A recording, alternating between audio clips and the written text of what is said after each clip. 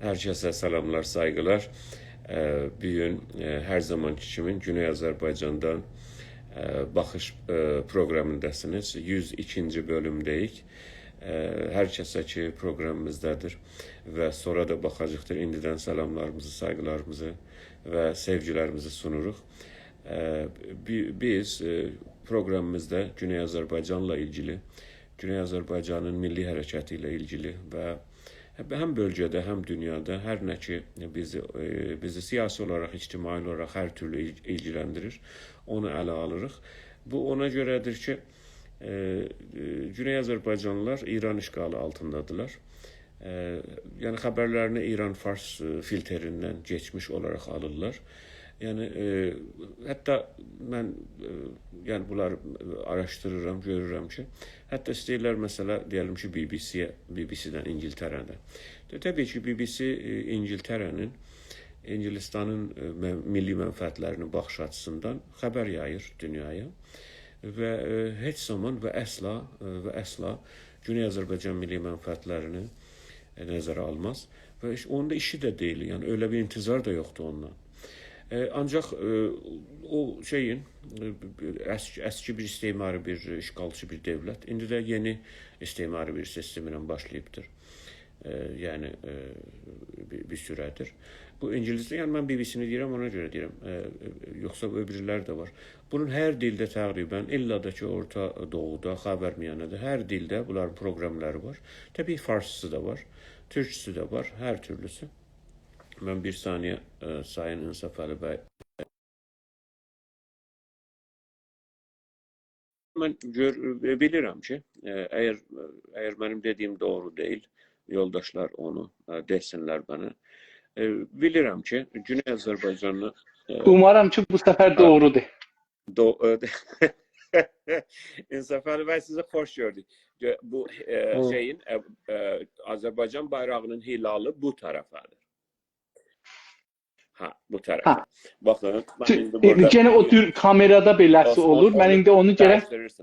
Ha, onu dəyişdirirəm. Gələn dəqiqəyə qalsın. Mesela burada Güney Azərbaycan, mesela bu CAYİP'in bayrağıdır. Güney Azərbaycan İstiqlal Partisi. Mən görmürəm siz indi. Düzün axtarsaz. Siz çıxın bir də gəlin də. Axı bu dördüncü dəfədə gəlir amma olmur. Qoy mən telefonu mən telefonu bir restart eləyim əslən kollən. Tamam. Oldu. Hər halda yani bizim bayrağımız indi Səfəli bəy geçsin sonra gəlsin böyle görünür. Yani tabii bunu böyle de tutmaq olar. Hər türlü bayrağı tutmaq olar. Ancaq böyləsi doğrudur. Yani indi o tərəfdən necə görünür onu da tabii ki onu mən bilmirəm. Amma İnsaf Ali bəyin tutduğu orada o hilal bu yanıydı. Hər halda yəni bunlar düzələr. Mən indi bayraqdan söhbət düşdü. Onu deyim. Mən bu Azərbaycan Cumhuriyyətində İran dövlətindən məvacibləri gələn qrupların bir qrup var idi orada. Bu İslamçı qrupuydular. Və mən Bakıda gördüm ki bir binanın önündə Azərbaycan bayrağını tərsə asmışdılar və yaşıl üstəydi. Və mən soruşdum ki niyə bu böylədir? Dedilər ki yani biz bunu böyle görürük. Sonra da ki dedilər ki bu ay ulduzda dəyişdirəcək, bu İran kimin yapacaq. Əlbəttə o qrup çox davam gətirmədi. Çünki hər halda hörmətsizlik. Bayrağın özünün bir protokolu var. Bayrağın özünün bir dünyada hər yerdə, illa da ki Türk bayraqlarının və onlar hamısı riayət olunmalıdır. Başqa məmləkətlərdə böyle olmayabilir. Bəli, hər halükarda bayraq bir milləti, illa da ki Türk bayraqları o milləti təmsil edir və dövlətidir. Ancaq İran məsələsində bu böyle deyil. Bunu da bilirik ki, mesela o İranın indiki bayrağı orada yaşayan millətləri təmsil eləmir. Orada yalnız o dövlətin, işğalçı bir dövlətin hekayəsidir. İnsaf Ali bəy bir daha qatıldılar. Otağı mən qəbul etdim. Buyurun Səfəli bəy. Və biraz öncəki mən o söhbətimə döneyim, ondan sonra danışığımızı başlayalım. Hə, indi oldu Səfəli bəy. Tamam. İndi bu düzdür. Mən otağın moderatorundan və Haray bəydən də ki, otaqdadır, əziz yoldaşlarımız, tanıdığımız yoldaşlar vardı. Onlar da desinlər ki, indiki sizin arkadakı bayraq doğru görünür ya yox. Yox, fərq eləməz. Elə siz orada olsanız da o bəllidir Hilalın ha tərəfi olduğu. Mən çox sağ olun, bağışlayın Səfəli bəy. Yox, xahiş edirəm. Onu deyirdim ki, bayrağın özünün protokolu var, kuralları var və o kurallar mən də elə bayrağı öz yerinə qoyum. Bizim bayraq hər zaman burada durar. İndi orada yazıblar ki, doğru görünür. Bu dəfə doğru Tamam. görünür. Çox gözəl. Mən onu deyirdim Səfəli bəy, siz qatılmadan öncəki. Biz bunu, bu geçən həftə olan məsələləri yatırırıq masaya, danışmağa çalışırıq, təhlil eləməyə çalışırıq. Məsələ budur ki, biz profesional və yəni şey deyilik, təhlilci deyilik, profesional. Niyə? Çünki biz də elə işləyirik hər kəs kimi və bunu öz vaxtımızdan və hər şeyi özümüzdən eləyirik. Yəni heç yerdən də heç bir maliyyədə olmur. Və öyle də bir bəklentimiz də yoxdur. Yəni öyle bir ona görə demirik. Ona görə deyirik ki, bizim təhlillərimiz, bizim danışıqlarımız elə özümüzünkidir. Güney Azərbaycandan baxış, Güney Azərbaycan zaviyəsindən baxışdır və Güney Azərbaycan milli mənfəətlərini bizim nəzərdə aldığımız mənfəətlərin açısındandır. Ancaq yəni bu ona görə mütləq bu işi biz görürük. Güney Azərbaycanın baxış proqramının 102-ci bölümündəyik. Çünki biz bilirik ki, mən özüm şəxsən bilirəm ki, Güney Azərbaycanlılar İran içində, İran işğalı altında İran xəbər və təhlil və bilgi bombardımanının altındadır. Bir tərəfdən qısıtlamaların altındadılar. Bu filtrlə işləyir, bu filtr şikənlə işləyir, bunu tutmaq olmur. O əski zaman biz radyo, bizim yaşımız daha az olanda biz radyo ilə filanla şeylərdik də, xəbərlənərdik. Onda da radyonun üstünə parazit salardılar. Sonra televizyonlarda bilirsiniz ki, hatta biz Güney Azərbaycandan xaricə çıxandan sonra mən təəccüb elədim və radyoların shortwave, qısa dalga, o SW yazar, o yoxudur. Bunların heç ehtiyacları yoxdur. Niyə? Çünki bunlar o istimari və işğalçı məmləkətlərdə. Bunlar bu istəmiş görə, məsələn, bilən Azərbaycanın, ya məsələn, İranın, ya bilim, Ərağın radiosu nə deyir? O Ərağın radiosudur ki, yəni bu məsələ bir tərəfədir. Hər kəsə salamlar, saygılar orada. Yəni bir dənə Əraqlı, bir dənə o Fars, bir dənə bir Türk orada istəyir bilə ki, BBC nə deyir, Sedai Amerika nə deyir, Radio Beijing nə deyir, bunlara qulaq asırdılar. O zaman Radio Moskva nə deyir. Və ona görə buna shortwave lazımdır, qısa dalga lazımdır.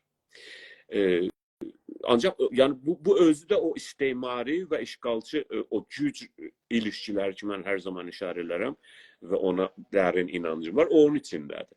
Ona görə ki, bizim radioların qısa dalgaları var idi. Shortwave yazardı. Mən vaxtım gördüm ki, Amerikada, ne bileyim, Kanadada, Fransada gördüm, bu yoxdur. Mən dedim ki, bunlar nə qədər dalıya qalmışdılar o ilk zamanda. Bunlar nə qədər dalı qalmışlar ki, bizim radioların şeyi var, qısa dalgası var. Biz dünyanın hər yerini tuturuq. Amma bir Fransalı yox. Bir Fransalı bir dənə orada yazmış FM. Bir dənə də FM. FM də yalnız şarkıları, oxumaqları şey eləyir. O şəhərin yarısını tutur. AM nəyə dayanır, o da unuttum. AM də 2-3 dənə şəhər ətrafdakını tutur. Amma görün, dedim, biz nə qədər qabağmışıq filan. Sonra mən də o zaman, yəni təqribən bu 30 il, 35 il bundan öncəyə dönür ki, biraz dedim ki, bu məsələ şeydir, o da nə deyirlər, təhsilatımın və araşdırmalarımın sayəsində öyrəndim ki, yox, bu bütünlüklə istimari bir rabitədir. Hələ bunu sonra danışarıq Səfəli. Və mən o dedim, mən sözümü qısaldım, sizin o gəlməyinizə görə mən bunu şey elədim ki, bir söz danışmış olaq. O da budur ki, mən bilirəm ki, Güney Azərbaycanda belə bir durum var. Bilgi, xəbər, təhlil, bunun bombardımanı var. Bu işi də qısıtlayır. Parazit sala qoymaya, interneti qısıtlaya və çox şeylər də ki, bən yəni qədəxan, üz istəyirəm. Hətta həmən Güney Azərbaycanlı xaricə çıxandan sonra, hətta Güney Azərbaycanlı Türkiyədə olanda da, ayrı olanda da istəyir məsələn xəbər, çünki o beynini o cür formatlənibdir, yəni öyle biçimlənibdir. O istəyir məsələn xəbərə baxa, BBC-nin farsi xəbərinə baxır. Ne bileyim, şeyin hətmən ki var da Rusiyanın, onun farsi xəbərinə baxır. Ya Fransanın Fransanın vardı, onu bilirəm. Fransa o Farsıya baxır. Və əsla bu beynin zəhərləməsindən agah və şey deyil ki, xəbərdar deyil ki, əslən bu beyni zəhərlənir bundan. Çünki hər yazı, hər düşüncə, hər şey ki biz deyirik, hər kəs bunun problemi var, gəlsin biz ondan danışarıq. O da budur ki, hər yazı, hər bilgi ki Fars dilinin filtrindən geçmiş olsa, yəni ona tərcümə olunsa, o zəhərlənibdir. O bizim beynimizi məsmum elər. Necə ki eləyib keçən 100 ili, hətta 100 ildən də çox. Ona görədir ki, elzamen öyle değil. Ancak elzamen de öyledir. Niye? Çünkü birinci ki heç bir pişik Allah üçün fisəbilillah siçan tutmaz. Yani eğer görsəz tutur fisəbilillah, o pişik ya xəstədir, səfəhliyibdir. Ya da ki pişik deyil, ya da ki siz onu yaxşı algılayamırsınız. BBC-ni misal gətirirəm də, Ayətullah BBC. İngiltere devletinin milyonlar dolar o milletin o yanda gelip çaptığı getirdiğin, o milletin getirdiği vergisinin o pulundan BBC getirir orada. Senin dilinde Türkçe, ne bileyim Azerbaycan Türkçesi, Şimali Azerbaycan Türkçesi, ne bileyim Türkiye, ne bileyim Farsça şey deyir, sana haber deyir ki, ve haberin təhlil edir. Hemen haber, inanır. Bunlar herkes istəyir zaman qoysun. Ben İnsaf Əlibaya demirəm bunu. İnsaf Əlibay məndən daha kəskin və itidir bu məsələlərdə. Hər kəs istəyir. Elə həmən xəbəri geçsin onun şeyin, BBC-nin mesela Urdu sayfasına baxsın, fərqlidir. Türk sayfasına baxsın, fərqlidir. Ərəb sayfasına baxsın, fərqlidir. Ya da yox. Ya o xəbər yoktur, başka şey var da. Çünkü onu başka şey yedirir ona, o beynine. Buna sana başka şey yedirir. Bu ben BBC'nin, Ayetullah BBC'nin misal getirdim ki, bilirsiniz ki bunun Suudi International ki adını koymuş, İran International, ona da şamildir. Her şeye ki size Farsça gelir, ben haber okudum, ya tahlil okudum, ya bildim.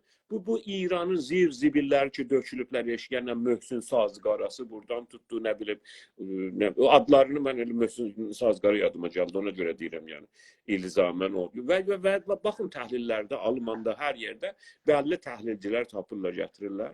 Özə bəlli şeydir, aynı şeylər, aynı tikrar. O İrançılıq mentalitəsini hər halükarda İran baxış açısından bu xəbəri, təhlili, görüşü, düşüncəni, fəlsəfəni sizin beyninize sok. Ben bilmirəm siz bunu bilirsiniz ya yoxsa Səfərli. Bəzən elə BBC, yani British Broadcasting Corporation fikir edirəm. Corporation. Böyle bu Farsların konsertlerini, böyle konsertlerini yayır, musikilerini. Yani İran ile yani bazen inan o BBC adını orada götürseniz, o bir televizyonda onu götürüp edit eləseniz başarılı da. Adam deyir, bəs İran televizyonuna baxsın. Yani 5 dəqiqə baxsın, 10 dəqiqə. Yani İran milli mənfəətlərinin açısından danışır. Hətta yani İran devletinin mənfəətlərini. Hər halda ona görədir ki, biz Güney Azərbaycandan baxışı qoyuruq və sınıq, salxaq, öz gücümüzlə, öz vaxtımızla. Burada istəyirik ki, öz dilimizdə. Çünki böyle bir şey yoktur. Ne Türkiye'den yayılır böyle bir şey, ne Azərbaycan Cumhuriyetinden yayılır ve heç yerden. Ona göre indi ben bunları danışdım ki, İnsaf Əlibay o arkadakı səhnəni düzəltsin. Çok da hoş gelmişsiniz. Siz de buyurun. Herkese selamlar, saygılar, sevgiler. Sonra da izleyenlere. Buyurun İnsaf Əlibay. Siz salam, əziz və hörmətli. Sağ olun. Salam, əziz və hörmətli dostum. Umarım hamısının halı yaxşıdır. Və habelə baxan dostlarımız, görən dostlarımız indi ya hər zaman ki baxacaqlar, salam ərz edirəm. Umarım ki keyfiniz yaxşıdır, sağ olun, var olun. Nə yaxşı ki varsınız. Oğuz bəy bir gözəl bəhs açdı. Və dostlar, buna mən də bir şey əlavə eləyim. Mən Tehran danışqanında Əllamə Təbatəbayda qəzetəçilik oxuyanda tarix ki bizə dərs deyirlər, media tarixi, rəsanə tarixi. Orada birinci radyo ki İrana farsca açılıbdı. Əgər bildiniz hardan yayılıbdı, çox cəlibdir. Şeydən, Dehlidən. Dehli o zaman İngilistanın müstəmirəsidir. İndi də müstəmirədir, əlbəttə Dehli indi müstəqil deyil. Dehli deyil Kanada kimi İngilistanın bir parçası hesab olur. Commonwealth-dəndirlər. Bunlar əslində İngilistan bunları saxlamaq üçün sistem yaratdı. Dedi bunlar müstəqil olacaqlar. Cəmən o şey ki istəyirlər ona biraz yaxın bir şey verim qalsınlar. Məsələn mənfəətim dünən necə 100 idi, indi 50 olsun. 50 idi olsun 20. Bəli bu 20 qalsın. O zaman Radyo BBC birinci dəfə Oğuz bəy bizə İranda yazılan şeylər Qacar dövründə Ruznamə içəridə çıxdı. İçəridə Qacar dövləti özü mütəxəssis istihdam elədi. O zaman 2 ilinə 5000 o zamanın pulu idi, dolar idi, hər nə idi, Fransa'nın pulu ilə lir idi, nə idi? Onu 5000 dolar verdi, 2 illik istihdam elədi. Adamı gətirdi, adam birinci məcəllə ki, Ruznamə ki, şeydilə adı vətəndir. Diqqət buyurun, adam, vətən. Ondan sonra ikinci tərəfi, yəni bir tərəfində Fransızca yazırdı adam. Bir tərəfin farsça, bir tərəfin vətən. O da La Patrie. Nə? Bu da La Patrie. O nə demək? Ehtimalən vətən deməkdir, bilmirəm. Yəni mən Fransa bilmədiyim üçün deyə bilmirəm nədir. Amma Ruznaməni 2 dilli çıxardırdı, La Patrie. Bir yol. Bu vəziyyətdə çıxırdı. Elə həmən o ola bilir Patriot sözü ki İngilizcədə var. Patriotdan gələcəkdi ehtimalən. Şeydir, biraz zayıfdır. Amma fikir edirəm, Patri həmən Patriot sözünə eş anlamı. Ondan gələcəkdi. Yəni həmən vətənsevərlik. Bəli. Və ya vətən. Bəli. Bəli, o olacaqdı. Siz sağ olun, sağ olun. Hər kəsin listəsində bütün yoldaşlar, hər kəs var. Onları göndərsin proqramı ki, daha çox faydalı. Dostlardan çox. Bəli. Ərz edeyim ki, Oğuz bəy, BBC birinci dəfə radyo quruldu dünyada. İngilistan o Orta Doğudan hər yerə təqribən müsəllət olurdu. İkinci Dünya Savaşı qurtulurdu. Gəldi orada radyonu qoydu. Radyo birinci dəfə oradan gəldi. Cəlibdir ki, Almanlar 2-ci Dünya Savaşında Berlində ruznamələri qilasa kağızda çap edirdilər, məcəllələri. Müftə gətirirdilər Tehranda, kahvə filan ki var ha, bunların hamısı müftə gəlirdi, müftə satılırdı. Yəni çox əcib. Tamamilə o yerlərdə ki istəyiblər insanların beynini dəyişdirələr, onlarda hamısında bu işi görüblər. Gəliblər bir zahirən bir həzinə, amma öz mənfəətləri üçün. Siz də işarə buyurdunuz, heç pişik şey üçün, Allah üçün şey tutmaz, sıçan tutmaz. Bu bir vaqiyyətdir. Bunlar istimar özünün mənfəəti üçün. Yəni tutacaq da özünün mənfəəti üçün, qarnı üçün, yemək üçün, pulu üçün və adamlar görürsünüz, demək öz işinizi görmürsünüz. Birinci şey budur. Əgər bir Güney Azərbaycanlı getmiş məsələ Türkiyənin milli mənfəətlərinin peşinə düşmüş və ya başqa məmləkətlərin və ya İranın, Farsın, Rusun, o demək ki öz milli mənfəətlərini düşünmür. Əgər bir qadın, bir erkək öz evinin yeməyini buraxmış, getmiş başqa adamın evinin yeməyini pişirir və onlara yemək götürür. Demək, birinci şey ki, nəticə almaq olar ki, o özününkünə yetişmir. O Şəhriyarın gözəl sözü var, fikir edirəm, onunkudur. Deyir ki, özgənin çırağına yağ olmaq bəsdir. Düz deyirəm ya? Ərz edeyim, mən onu eşitmişəm, amma fikir edirəm ki, Səhəndəndir ya, bunların birindəndir, amma başqa adamdandır. Yəni, nəzərimə gəlir ki, ayrı adamdır. Amma o şeirdə deyil söz. Söz o sözün içindədir, o sözün içindədir.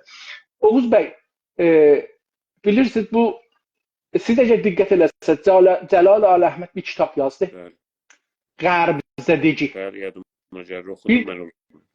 Bir dənə də Xiyanət Roşənfikran və Xidmət və Xiyanət Roşənfikran. Cəlib budur ki, bu radyoların təsiri altında bu günəcən, o gündən bu günəcən hamı bu kitaba həmlilər. Hamı, niyə biz qərbə?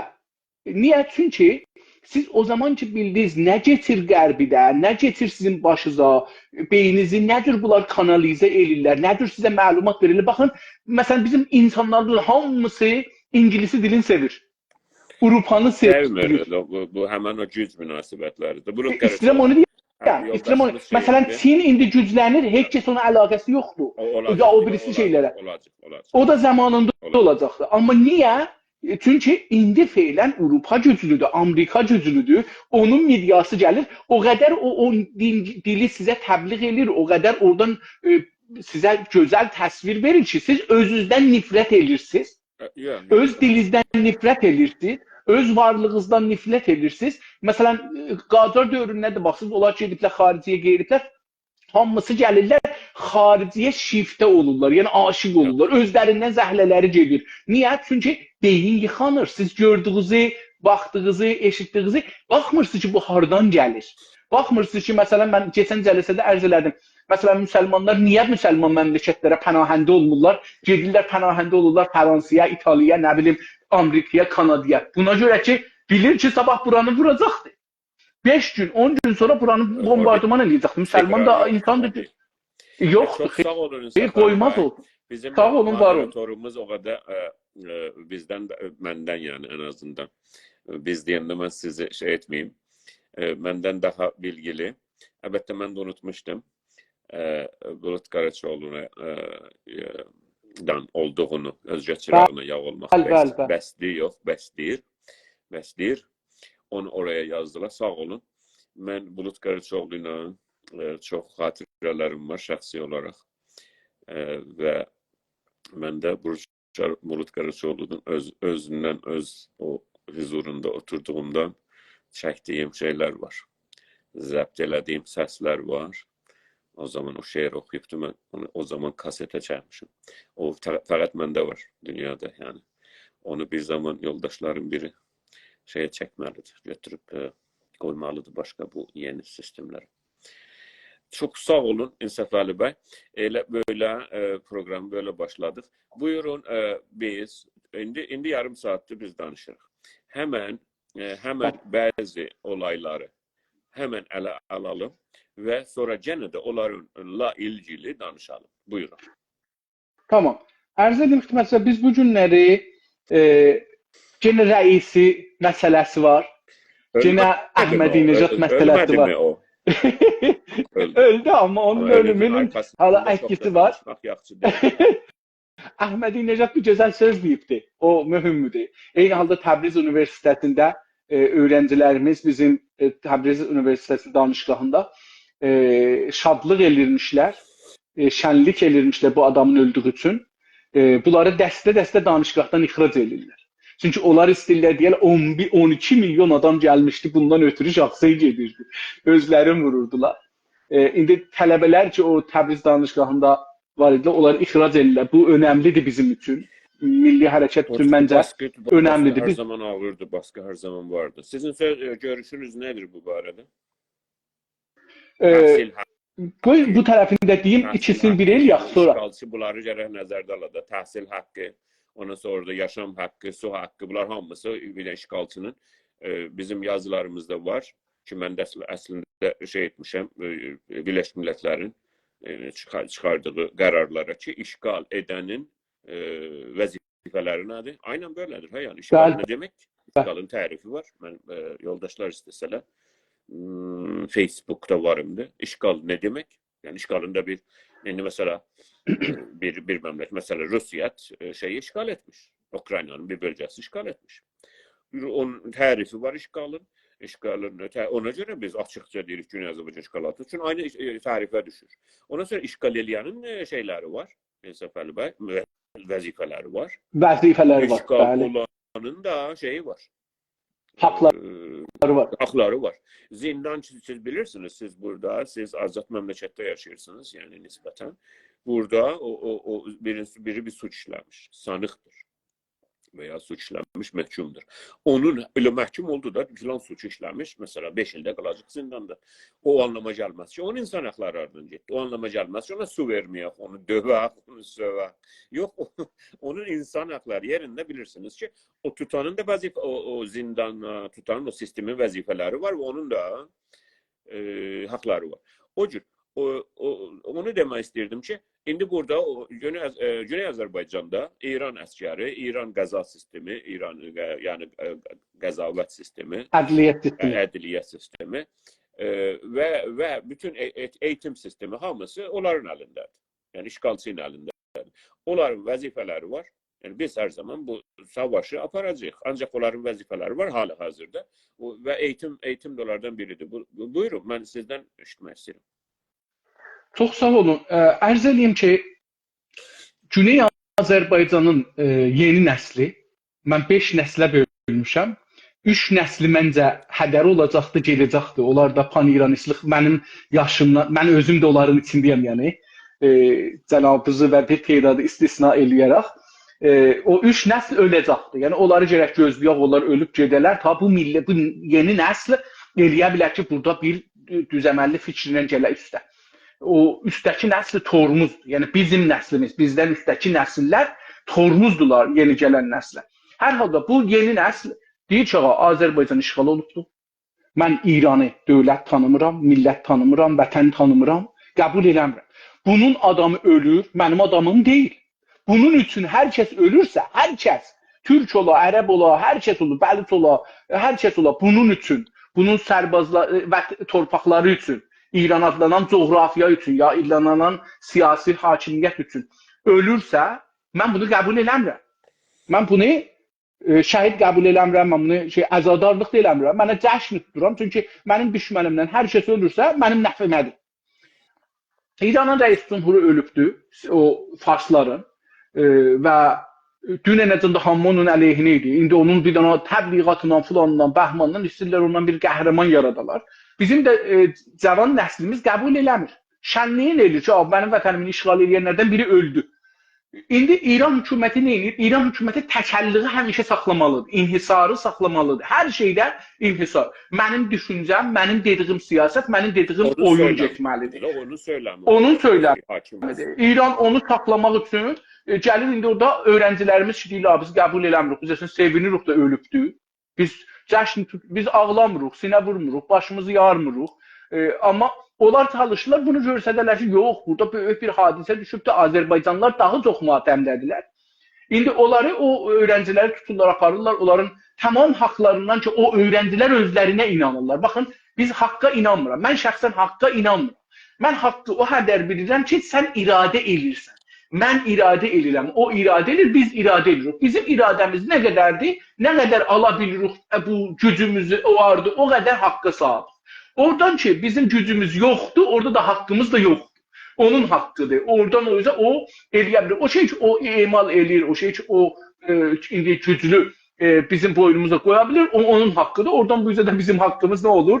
O olur ki, onun əmirlərinə itaat eləyək. Yəni, orada onun haqqına girir. İndi bizim öğrencilərimiz bunun əleyhinə üsyan eləyiblər orada. Bu bir cür üsyandır. Bunları şey eləyirlər. Bizim indi məncə milli hərəkətdə ya Azərbaycanlılar bu öğrencilərin arxasında durmalıdır.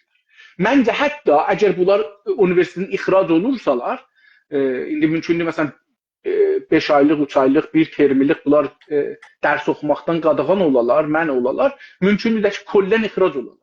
Biz gərək çalışaq ki, bunlara o birisi məmləkətlərdə eləyə bilək bursalaq, əgər imkanı var. Çünki bu uşaqlar bizim gələcəyimizdilər. Bu cavanlar bizim gələcəklərimizdirlər. Biz bunların... Bunun yanında İran adlı bu siyasi istimar və işğal varlığı bir iş görür, Oğuz bəy.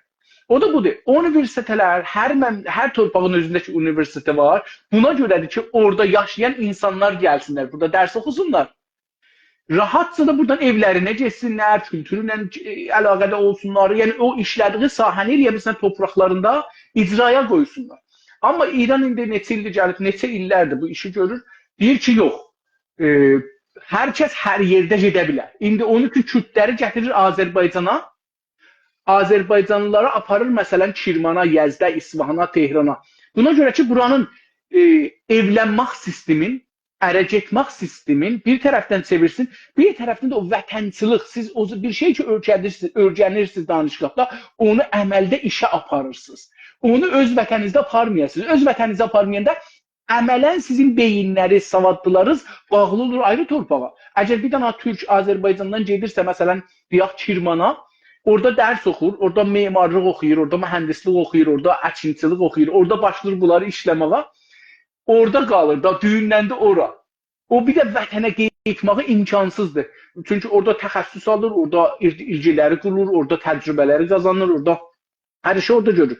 Bunlar iki siyasətdirlər ki, eyni halda İran dövləti aparır və bu bizi fəqət elmi olaraq, iqtisadi olaraq, beyinsəl olaraq və cavan, gənc insanlar olaraq bizi bizsizləşdirməyə çalışır, bizi bizsizləşdirməyə çalışır. Yəni bizi məsələn Kürdləri gətirir, yığır bura, ya farsları yığır bura, ya ayrı millətləri gətirir, yığır burada dərs oxusunlar, burada evlənsinlər, burada işləsinlər, yavaş-yavaş buralaşsınlar. Və amma fars dilli, o kültürünə. Azərbaycanlılar da buradan köçsünlər, getsinlər ayrı yerlərdə. Bu o işlərdəndir ki, görürlər mütəəssifanə. O cümlədən bu baskı da rəisi üçün bu ölü baskısı da çox şeydir, ciddidir. Oğuz bəy, bunun yanında bir dənə ittifaq düşübdü. Rəisi Əhmədinəcad dünən bir danışığı oldu, çıxdı işiyə. O danışıqda İstəsəniz onu, yəni bundan həmən sonra danışaq, deyim. Elə odur da. İndi geçdim ora. İsterseniz siz buyurun, siz buyurun. Bizə görə birinin ölümünə sevinmək əslində doğru bir şey deyil.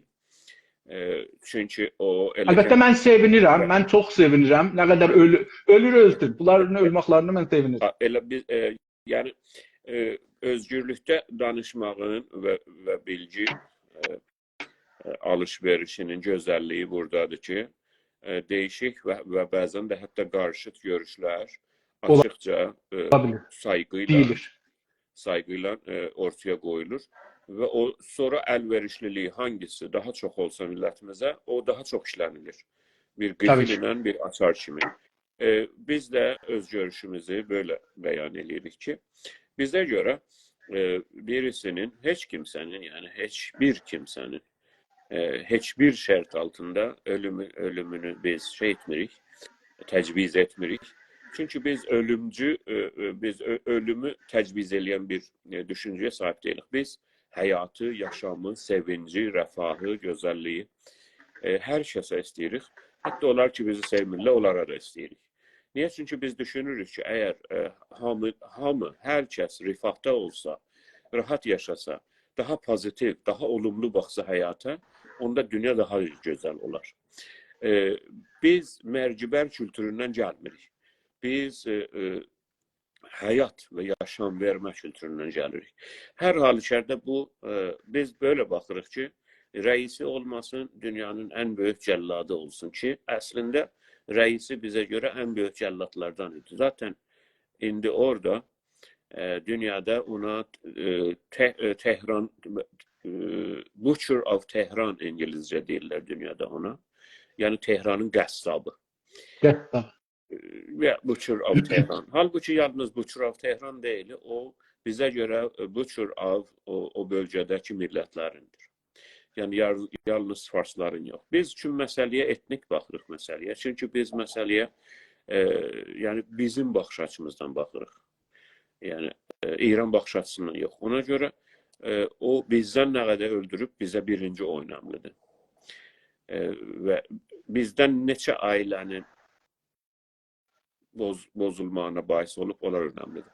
Geçən dəfə də dedik, çarşıya bizim istədiyimiz dünyada böyle insanlar yaşasınlar, məhkəməyə gəlsinlər və məhkəmədə bunlar danışılsın və psikologistlər, psikoterapistlər bunu doğrudan görsünlər ki, bunun beynində nə geçir? Yəni, insan beyni nə haldadır? 1946'dan sonra, Almanı öyle o vəzə salandan sonra, bu natsilərin bəzisi qaçdılar Arjantinə, Şiliyə, Güney Amerika falan. Mən əgər yanlış demirsəm, hafizəm əgər yanlış deyilsə, Eichmann və ya Eichmann qaçdı, fikircəm Arjantinə qaçdı və ya Şiliyə. Arjantinə, bəli, Arjantinə. İsrail'in gizli servisi, intelligence servisi bunu iller aktardı ve tapdı orada. Çünkü orada değişik adına orada tarlada işləyirdi, at saxlayırdı, inek saxlayırdı, kaboy kimi. Getdilər, tapdılar və gətirdilər. İsraildə bunu məhkəmə çəkdilər, resmi məhkəmə, o zamanın televizyonuyla, o zamanın kameralarıyla. Və indi dünyada hətta ona baxmaq da olar o videolara və bütün o inskriptlər, bütün hər şey yazıları durur o məhkəmənin. Niyə bu mən dedim bu Eichmann və ya öbürü o Nuremberg məhkəmələrini və ya başqa və ya Miloseviçin məhkəməsini? Niyə? Çünki İsrailin gücü var idi. Eichmann, düzdür. Eichmann deyilir ona göre. Çünkü İsrailin gücü var idi. İsrail güclüydü. İsrail mezlum halda görünürdü o zaman. İndiki kimin değil. Ve Amerika da arkasındaydı ve arz elədim dünyanın sempatisini kazanmıştı ve bu işi de gördü.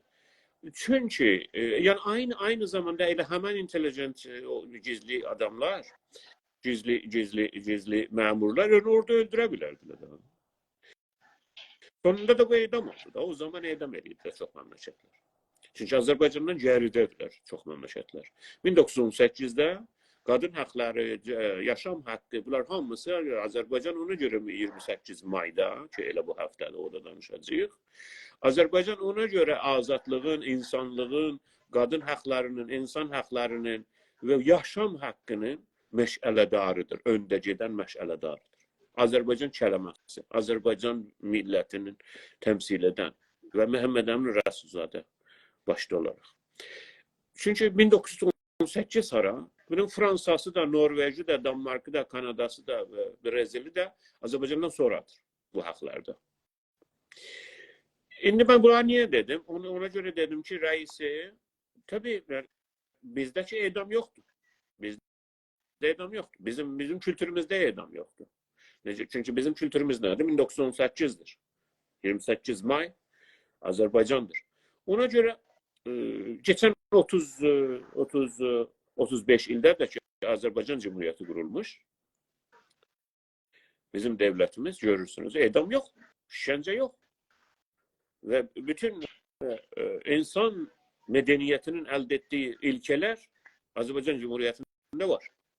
O anlama gelmez ki orada her şey sıfırdan yani 100'dür. Yok. Her zaman adam telaş eləyə ve çalışa hakları çoxalda. Yani özgürlük ve demokrasi bir şeydir ki her zaman ona yetişesin. Bağımsızlık var. Çok güzel. Hatta bağımsızlık da yani arazinin bütünleşmesiyle oldu. Ve umarım ki öbürü Azerbaycan'dan ayrılmış, Büyük Azerbaycan'a almış toprakları Güney Azerbaycan'a dahil katılır.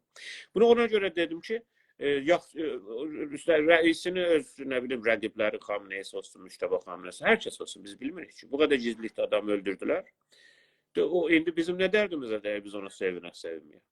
Yani keşke öyle bir dünyada yaşayaq ki, eğer birisi bir hata eləmişsə, eğer birisi bir yanlış yapmışsa, bir insanlık medeniyetinin kuralını qırmışsa, o məhkəməyə gətirilməli. Onu mənə göre doktorlara bırakılmalıdır ki, görsünə bunun beyni necədir. Mənə göre İsrail o Eichmanni indi gətirsəydi Arjantin'ə, onu edam eləməzdi. Onu məhbusa qoyardı veya. Ben öyle bakırım. Her halükarda sizin sözünüz ki ben onu uzun danışıp anlatmaya çalışmışım ki hak dediğimiz şey Türkçe'de hak yoktur. Türkçe'de onun tercümesini de biz demişik, o kelimeyi biz de demişik, yaratmışık da. Onun adı yetkidir. Yetki de hemen siz de işaretlediniz. Sizin ne kadar yeteneğiniz var, ne kadar yetkiniz var, ne kadar gücünüz var, ne kadar iradeniz var, o kadar da olar. İşgal altında da o adam orada gelir, öğrencidir. O da ona gelir deyik, sen gülmüsün. Benim özümü, yani bunlar deyirəm, bunu fikirləməyəsin mənə olmamış. Benim özümü şəxsən gülmək üçün mən sizinlə şəxsən danışanda söylərim. Bunların başka adam ölmüştü. Koyduğum da endişe oldu. Beşini bomba koydular ya patlattılar. O gün biz gülürdük, danışırdık. Bizi tuttular. Böyle özde bastılar kamyona yani. Çünkü 20-30 nəfər idik. Şəhərin meydanında gülürdük. Yani biz de şənlik edirdik o zaman. Yaşımız azdı. Tabii ki təcrübəsizlik. İndi eləmərəm mən bu işi. Amma onda gülür. Bize o gülmək üçün, bizi şənlik eləmək üçün bizi yaxaladılar. Mənim şəxsimdə onlardan biriydi.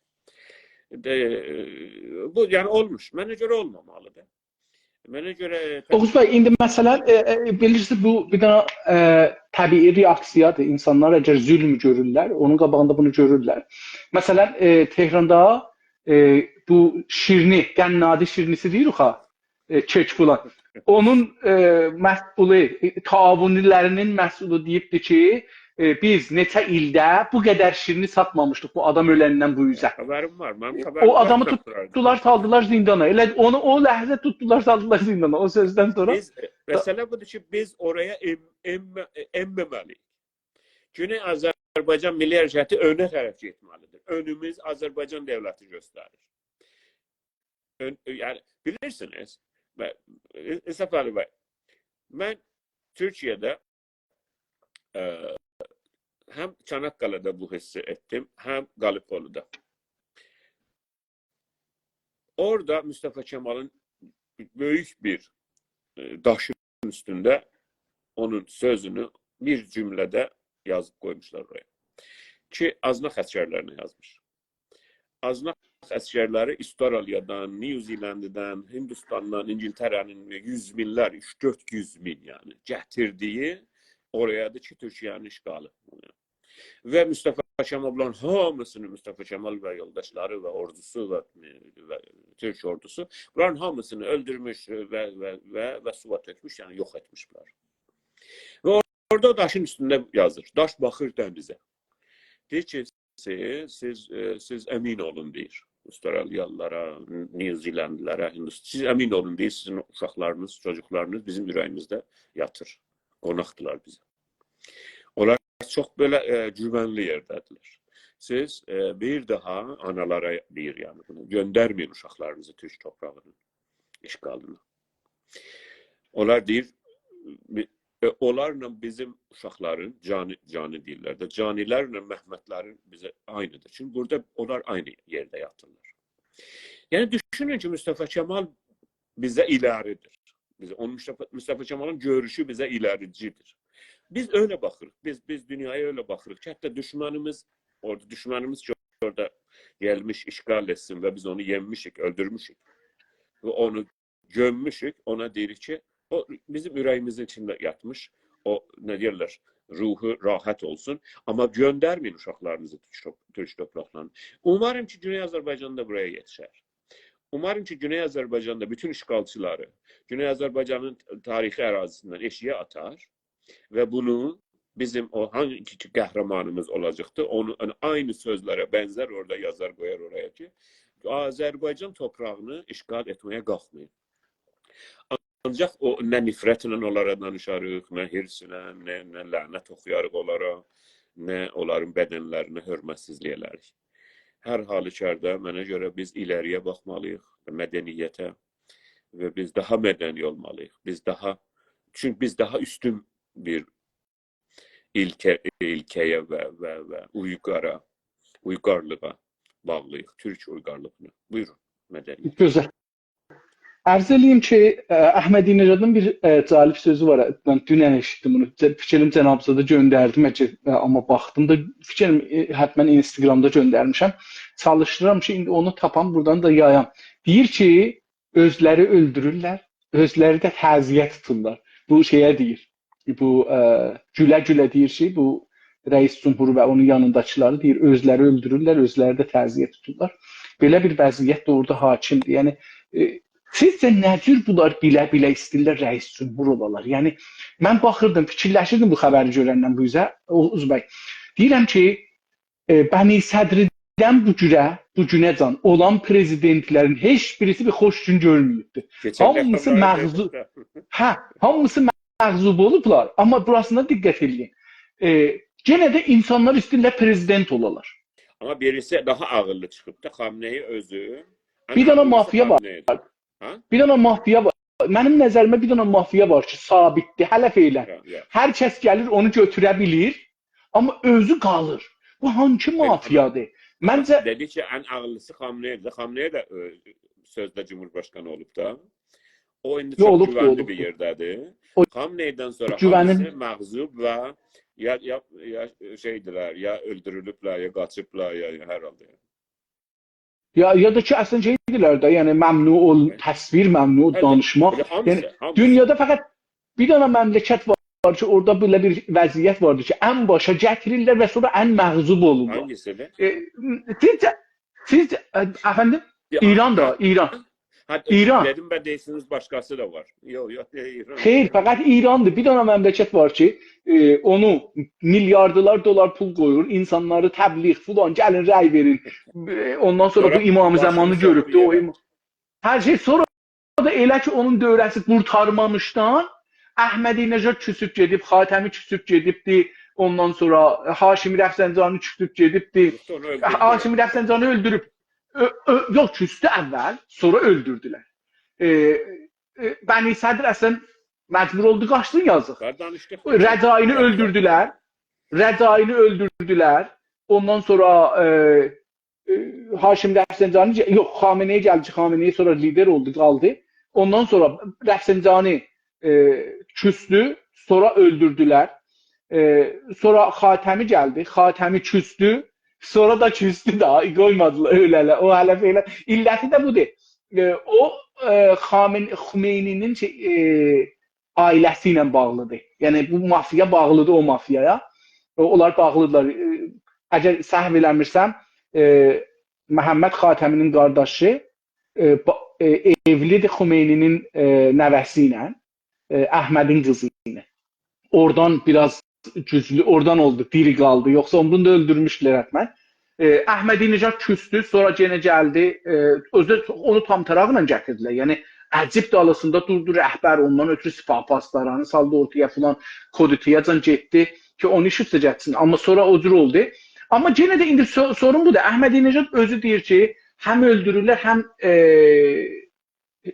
təziyə tuturlar. İndi mənim sorum budur. Əhmədinəcad niyə istir kandida olsun?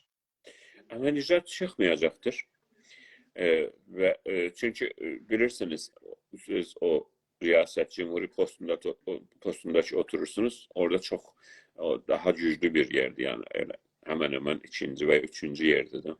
Düzdür bir mübaşir kimindir, yəni rəhbərliyə. Amma hər halükarda elə rəhbərliyin mübaşirliyi də çox pula və əli yetişir. Hər halda Əhmədinəcad yəni bir daha çox görürsünüz bir şaxlaban kimin, yəni bir bilirsiniz hər yerdə onu məskəriyə qoydular, öyle bir şəxsiyyəti var. Çox ciddi bir şəxsiyyəti yoxdur. Və fikir eləmirəm ki, hətta o təyid olunur, onun üçün bir dəfə rədd olunub səlahiyyəti. Bəli, amma özü axı istir gələ o da. Yəni mən o tərəf demirəm. Bu tərəfdən adam özü deyir ki, həm öldürdülər, yəni buna inanır, nəqd edir. Məsələn, bu keçən günlərdə diqqət eləsəz, Əhmədinəcad ən lumpen mərhələyə yendi. Yəni buna görə ki, mətrəh ola, gəlir bəzi adamların sırrlarını açır, şəxsi sırrlarını. Yəni bir dənə jurnalistdir ya, bir dənə nəkarədir, onun bir qadının bəli açır ki, sən filan yerdə filan. Bunu istir görsədə ki, bu istir mətrəh ola gələ da. İstir gələ, amma o kültürdən əlavə bu niyə istir gələ? Eyni halda ki, bilir ehtimalən ölə. Mənə görə, Əhmədinəcad, mən bilirsiniz, mən istəmirəm bu cür şeylərə çox girişəm. Mən Əhmədinecadı görəndə inanın. Yəni sizin sualınıza cavab vermirəm, o başqa şey. Mən Əhmədinecadı görəndə bütün mən İrandan, Farsdan, o Reza Pəhləvidən bu yana düzəlmiş bir persona var, bir şəxs orada. Mən hər şey ki, Farsı, İranı, hər şeyi Əhmədinecadda görürəm.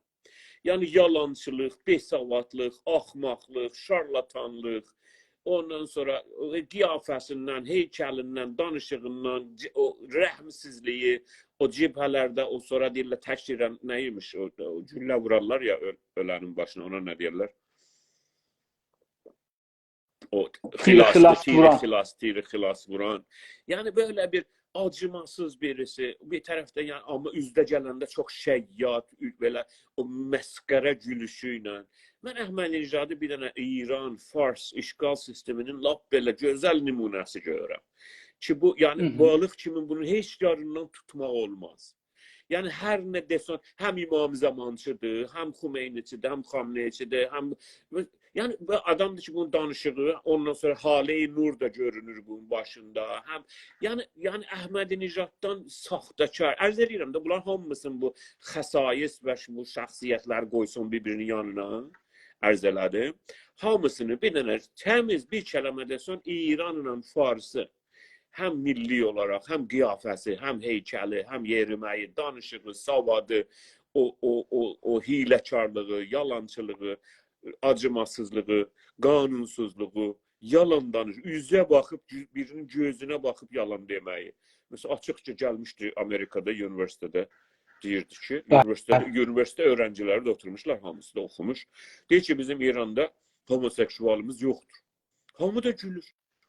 Çünki demək ki, bunun heç nə bilgisi var, heç bir şey bilmir.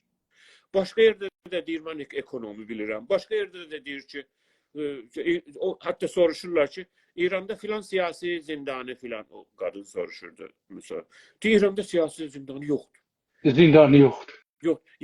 Yəni bu bir Farsı, mənə görə İran, Fars mentalitəsini, şəxsini, yəni istəyirsiniz, hamısını bir adamda görəsiniz, mənə görə Əhmədi-Nijad. Gözəl. Çox gözəl dedi. Sağ olun, var olun.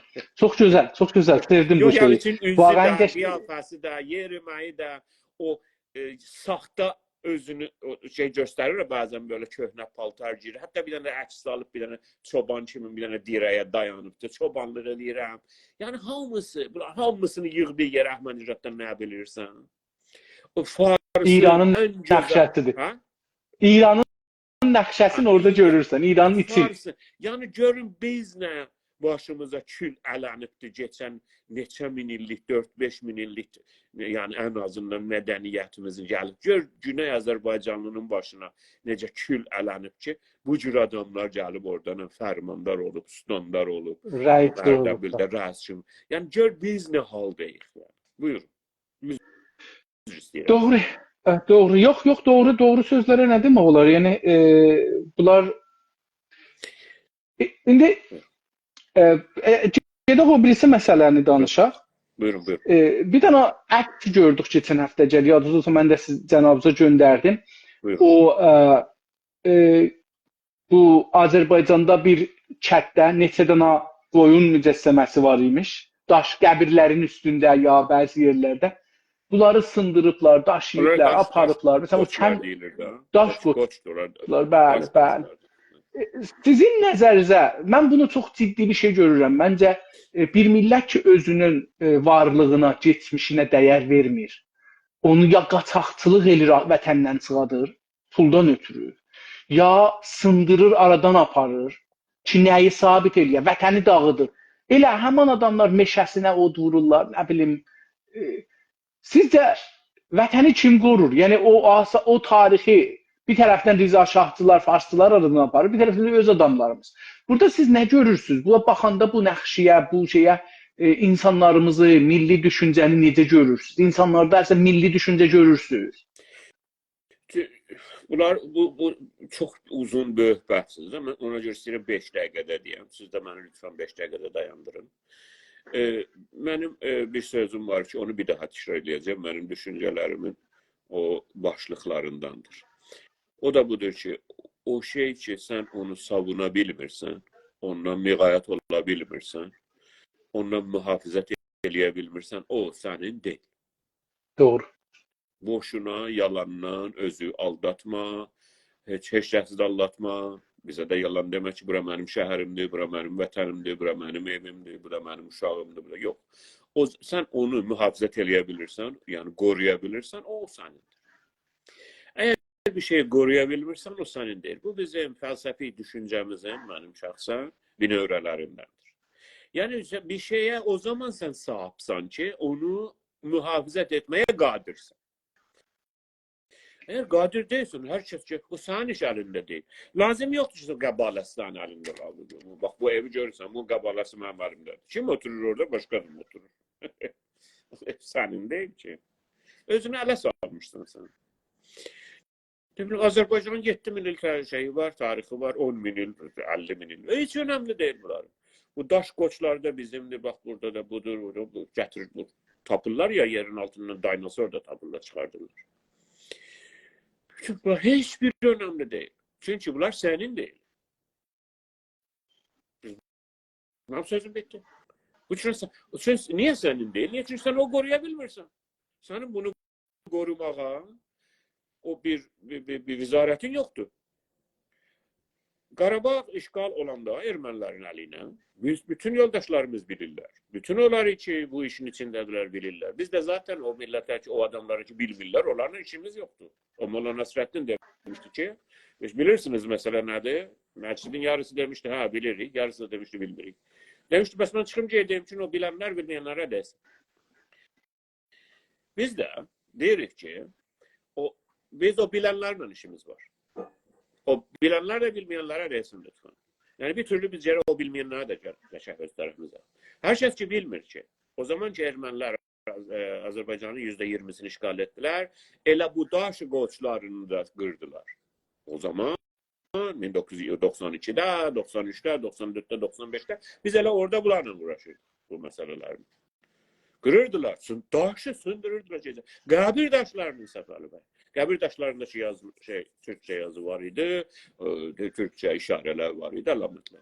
Çünkü o istəyir və dünyaya xəbərlər gətirirdiler. Bu bazı müridi kimin itləri də aparırdılar buradan oraya ki gel burada olur.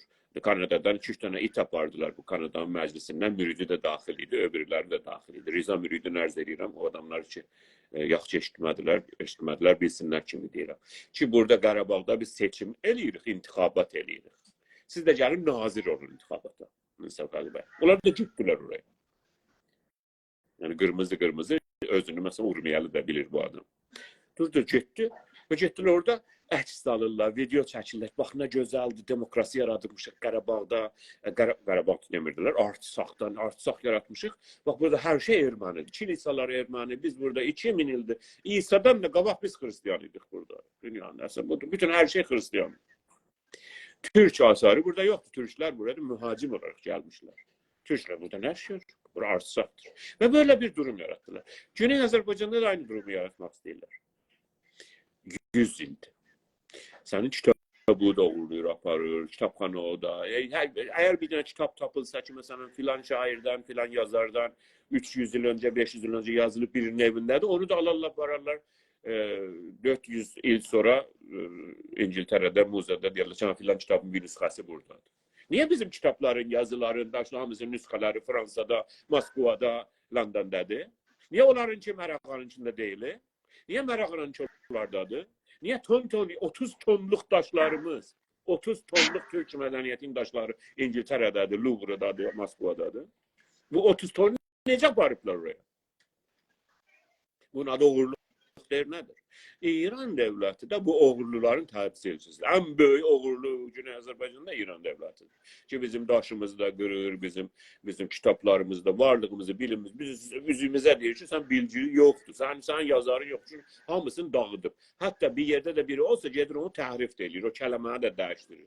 Çünkü sen özüne sahip çıkmırsan. Bu yoldaşımız gene de selam yazmış orada. Selamlar, saygılar. Ben gene de söze dönürəm o bir cümləyə. O şey ki, her ne, o nesne, o şey, bir şey ki sen onu koruyabilmirsən, ondan mühafizət eləyə savunabilmirsən, o sen bedenin de belə olsa senin değil. Oğuz bəy, mən biraz fərqli düşünürəm. Buyurun. Mən belə düşünürəm ki, insanlar yani toplum iki yere bölünür. Bir işgal olunmuş toplum xüsusən iki yere bölünür. Ve buradadır ki biz milli düşünceden danışabiliriz bu iki bölümün arasında. Biri işgalçılar, biri işgal olanlar. İşgalçıların vəzifəsi, işi budur ki buranı işgal ediblər, talan eləyərlər, apararlar, yox eləyərlər, tarixin, varın, yoxun, kültürün, dilin, her şeyin, fikrin, düşüncəsinin, her şeyi yox eləyərlər. O onun vəzifəsidir. İşgalçının. İranda bir işgalçı var, Farslar. Məsələn, Azərbaycanda deyəndə bir Azərbaycanlılar var, işgal olunmuş bir yer. Təbii ki, Farslar yıxacaqlar, gəliblər, məsələn, hər yerdəki bir Türk binası var, onu aradan aparıblar. Qələlər aradan aparıblar, nədir bu şəhərin divarları var idi. Türkçə sur deyirlər. İndi gəlin bunun türkçəsi bizim yerdə nə deyirlər buna? Bu dövrəsində difar var. Difarlar, bu difarlar bəli, bunları məsələn şəhərlərin dövrəsində bunları yığıblar, aparıblar. Qəbristanları belə yığıblar, oradan aparıblar. Kaxları, sarayları yığıblar, aparıblar. Sənin işin nədir? Onun işi odur. Yəni o qarətçinin işi, o işğalçının işi budur. İkinci bölüm kimdir? Biz yox ki işğal olmuşuq. Acaba biz işğal olmuş bir millət hangi düşündük? Olmalıdır. Öncə gərək, üzr istəyirəm, sözünüzü kəsirəm də, sonra görürsünüz proqramdan sonra da zəh vururam, üzr istəyirəm. Yox, xahiş edirəm. Yox, o demə, nə demə. Nə demə, buyurun, ətaq buyurun. Sizin bir yeriniz ağrıyırsa, bu əliniz, əgər bunun sinirləri, nə deyirlər, sinirləri də, yəni əsəbləri əsəbləri işləməsə, serozsa, sən də əlin ağrıyır, onu hiss etməsən. Birinci onu hiss etməkdir, onu bilməkdir, onun bilincinə varmaqdır. Düşman, yəni İran işğal sistemi, İran, mığmığa bilirsiniz də, sizdə mığmığa mı deyirlər, nə deyirlər? Mığmığa. Ha, mığmığa, ağcaqanat da deyirlər Şimal Azərbaycanda. Ağcaqanat. Türkiyədə ona deyirlər sivrisinək. Aha, sivrisinək. Bu mığmığa ki, istəyir bu iğnəsini sokağa oraya, sən qanunu çəkə. Əgər bunun biraz hər kəs bir 5 dəqiqə qoysa, onun mikroskopik baxsa bunun bu iğnəsinə, iğnəsi bir dənə iğnə deyil. 7 dənə iğnə də elə bir, 7 dənə dəqiq. Bilmirəm da sizə 3-4 dənə nə bilim 7 dənə şey var. Biri belədir. Yəni sorang kimindir? O sorangın içindəsə, onun içində öncəki soxduğu o sənin hissi şey eləyir orada, o bölgədə. Aradan aparır əsəbləri. Ki onu hiss eləmir. Sır eləyir, bəli.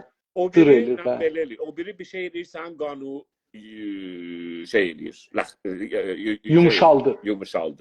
Öbürü də onu yox, biri də gedir tapır ki, qan hardadır. O deyirsiniz 7 dənədir. O biri də onu tapır, sonra somurur. Sən o qanı somuranda biraz hiss eləyir. O keylik yavaş-yavaş gedir ya. Şimdi görürsən ya vurursan ya da uçub gedir. Yəni siz o gün üzr istəyirəm sözünüzü kəsmişəm. Siz başa düşəndə ki, İran, Fars, işğal sistemi Azərbaycanı talan eləyir, yox eləyir, səni türksüzləşdirir, səni Azərbaycansızlaşdırır. Onu hiss eləyəndə işin çoxu olubdur. Amma hər halükarda hər şey hissidən başlayır. Bəs gəlin o hissi danışaq ki, onu qəbul eləyək, onu qandıraq, andıraq və anlayaq ki, biz işğal elə böyle olur. Buyurun. Oğuz bəy, yəni düşüncə əgər yoxdursa işğal olmuş millətdə ki, mən bir millətəm və düşüncəm var, düşmənə əlbir olar. Yəni o key olur, əvvəl onun beyni nədir olub, biz sır olmuşuq. Yəni bir millət olaraq biz sır olmuşuq, bu vaqiyyət. Yəni keyəlmişuq. Keyəlmişuq, sır olmuşuq. Yəni nə cür? Yəni bu ki, farsçılıq dili, kültürü, fərhəngi, İrançılıq düşüb bizim beynimizə, biz ona uymuşuq, da öz dərdimizi, özümüzü bilmirik.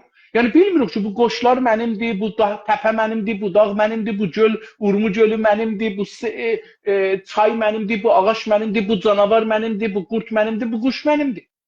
Əgər indi biz düşmənə qatışaq, düşmən dağıdır, aparır. O dedim, düşmənin işidir. Düşmən əslində onu görməsən düşmən deyil.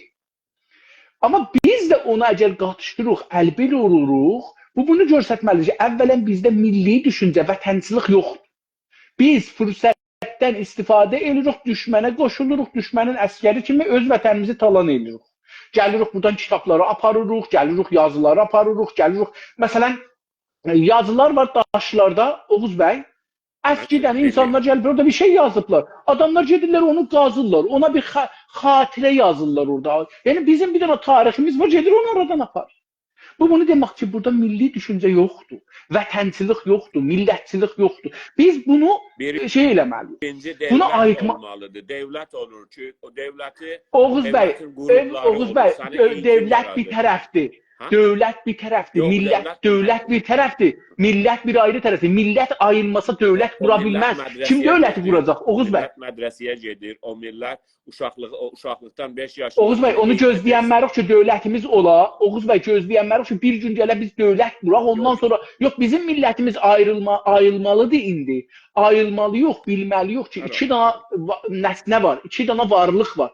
Biri İran adında, biri Azərbaycan adında, biri Fars adında, biri Türk adında, biri mənim vətənim, biri o dediği, biri mənim millətim, biri o dediği, biri mənim varlığım, biri onun varlığı. Biz əgər öz varlığımıza, öz vətənimizə, öz millətimizə inanmasaq, onun yolunda çalışmasaq, mümkündür 100 il bundan sonra da dövlət qura bilməyək ki, gələ bizə örgədə.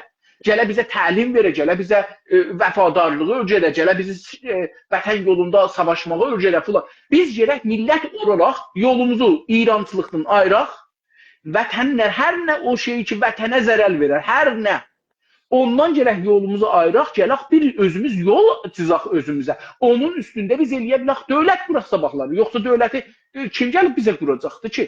Biz özümüz bu gündən ayırmasaq, vətənli, milləti, düşüncə sahibi olmasaq, fərqli düşüncə sahibi, İran düşüncəsi yox. Biz fərqli düşüncə sahibi olmasaq, kim bizə dövlət quracaq, Oğuz bəy? Hangi dövlət gələr bizə dövlət qurar? Hangi dövlət gələr bizə dil verər? Hangi dövlət gələr bizə varlığımızı qoruyar? Hangi dövlət gələr bizim kitablarımızı, əl yazılı kitablarımızı qoruyar? Hangi dövlət gələr bizi... Yox, hər kəsin gücü var. Gəlib bura Ruslar 1-ci Dünya Savaşında, 2-ci Dünya Savaşında gəliblər Ərdəbildə, gediblər Şeyx Səfinin orada kitabxanada mənə 35 min cild kitabı list eləyiblər, 15 minin onlar aparıblar, 15 mini farslılara veriblər. 15 mini vurublar, maşına aparıblar. Biz düşməninlə nə fərqimiz var? Biz də gidək, məsələn, filan kəsin evində bir dənə kitab var, onu alırıq bir $1000, nə bilim, $1000, $2000, məsələn, onu satırıq, gedir ora, vətənimizdən çıxdı, getdi. İndi onu görmək üçün Azərbaycanlılar, Güney Azərbaycanlılar, sabah onu görmək üçün minlər dolar xərcləməlidirlər, təyyarəyə minələr, gedələr Fransaya, gedələr Berlinə, gedələr Amerikada, nə bilim, Chicago'a, danışqahına, orada gedirlər, o daşı görərlər, o kitabı görərlər, onu pul verib gelib görərlər, $100, $150 verəcək, gedirlər danışqahda, icazə tapar, gedir Chicago danışqahında, məsələn, o kitabı şüşənin dalısından görər ki, ona əl vursan, ajir seçəcək, ay mənə əl vurdular, töküləcəklər, sən tutacaqlar, sən kitabın niyə şüşəsinə belə əl vurdun? Bizim bütün kitablarımızın çoxu Vatikan'da, mən onu bağışlayın, yadımdan çıxdı deyəm. Onlar için gizlidirlər, hələ 100 il sonra çıxacaqlar.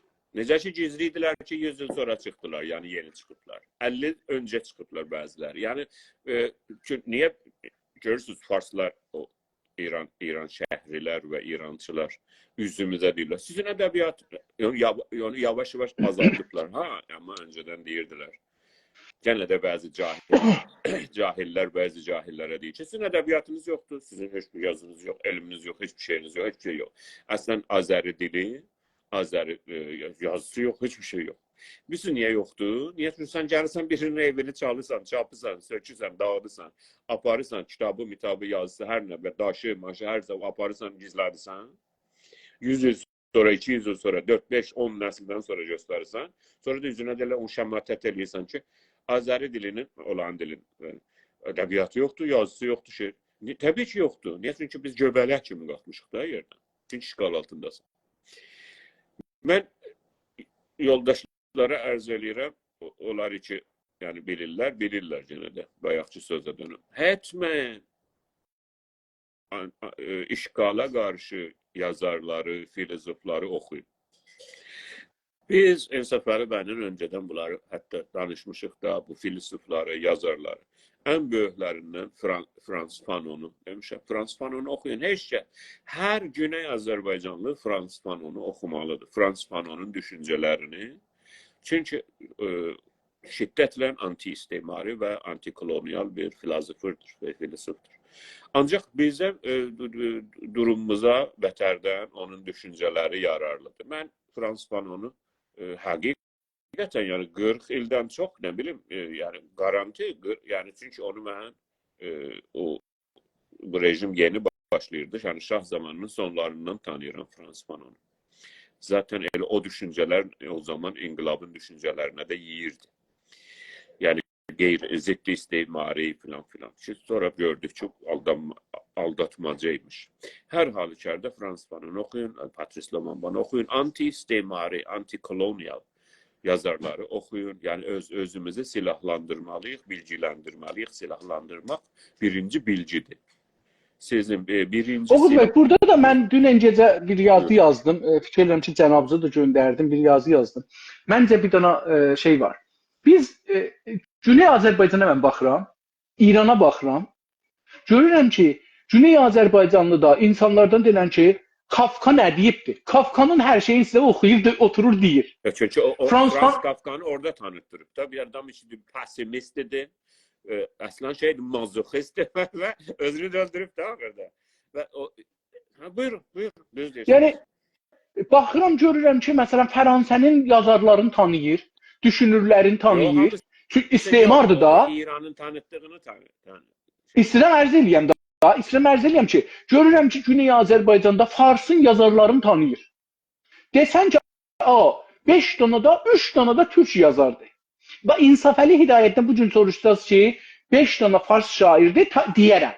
Desələr ki, 5 dənə türk şairdir, məsələn, deyərəm ki, Şəhriyar, ondan sonra qalaram. Nizami Gəncəvini də bəlkə hıqqınaram, taparam, ondan sonra qalaram.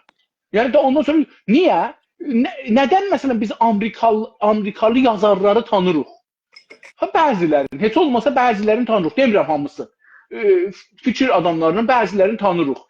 Fransəlini, Almanlını, Ruslunu, bunları tanırıq. Amma niyə Güney Azərbaycanlıları tanımırıq Oğuz bəy? Niyə türklərdən tanımırıq? Məsələn, niyə türklərdən yazarları tanımırıq? Türkiyə olsun, Azərbaycan olsun, Türkmənistan olsun, Qırğızistan olsun, Tataristan olsun, Moğolistan olsun, Azərbaycan olsun, Güney Azərbaycan olsun. Niyə bunlardan tanımırıq? İşgal edenin birinci işi budur ki, sizi öz bilginiz sizləşdirər.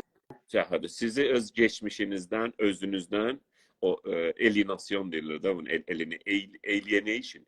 Alien yani özce. Alien yani alien da. Yani uzay adamına alien derler da. Alienation yani seni özünden eləyir. Onu eləsin. Mən bu barədə mən şəxsi olaraq şanslı olmuşam. Mən 89'da o deyirsiniz ki, şeydən, hətta biri Türk millətlərinə. Əlbəttə o yani Sovyet yazarlarını, Sovyet yazardı da diyelim, yani Sovyet'te gəlişən və Sovyet'te tanınan yazar. Ben 1989'da benim bir əziz yoldaşım, Behzad adında bir yoldaşım mənə bir kitap Farsça verdi. Yeç Ruz be derazay yeç gerd. Cengiz Aytmatov. Onu verdi. Qazaxıstanda da bu ve bunun hürmetine bilirsiniz ki, abideler var.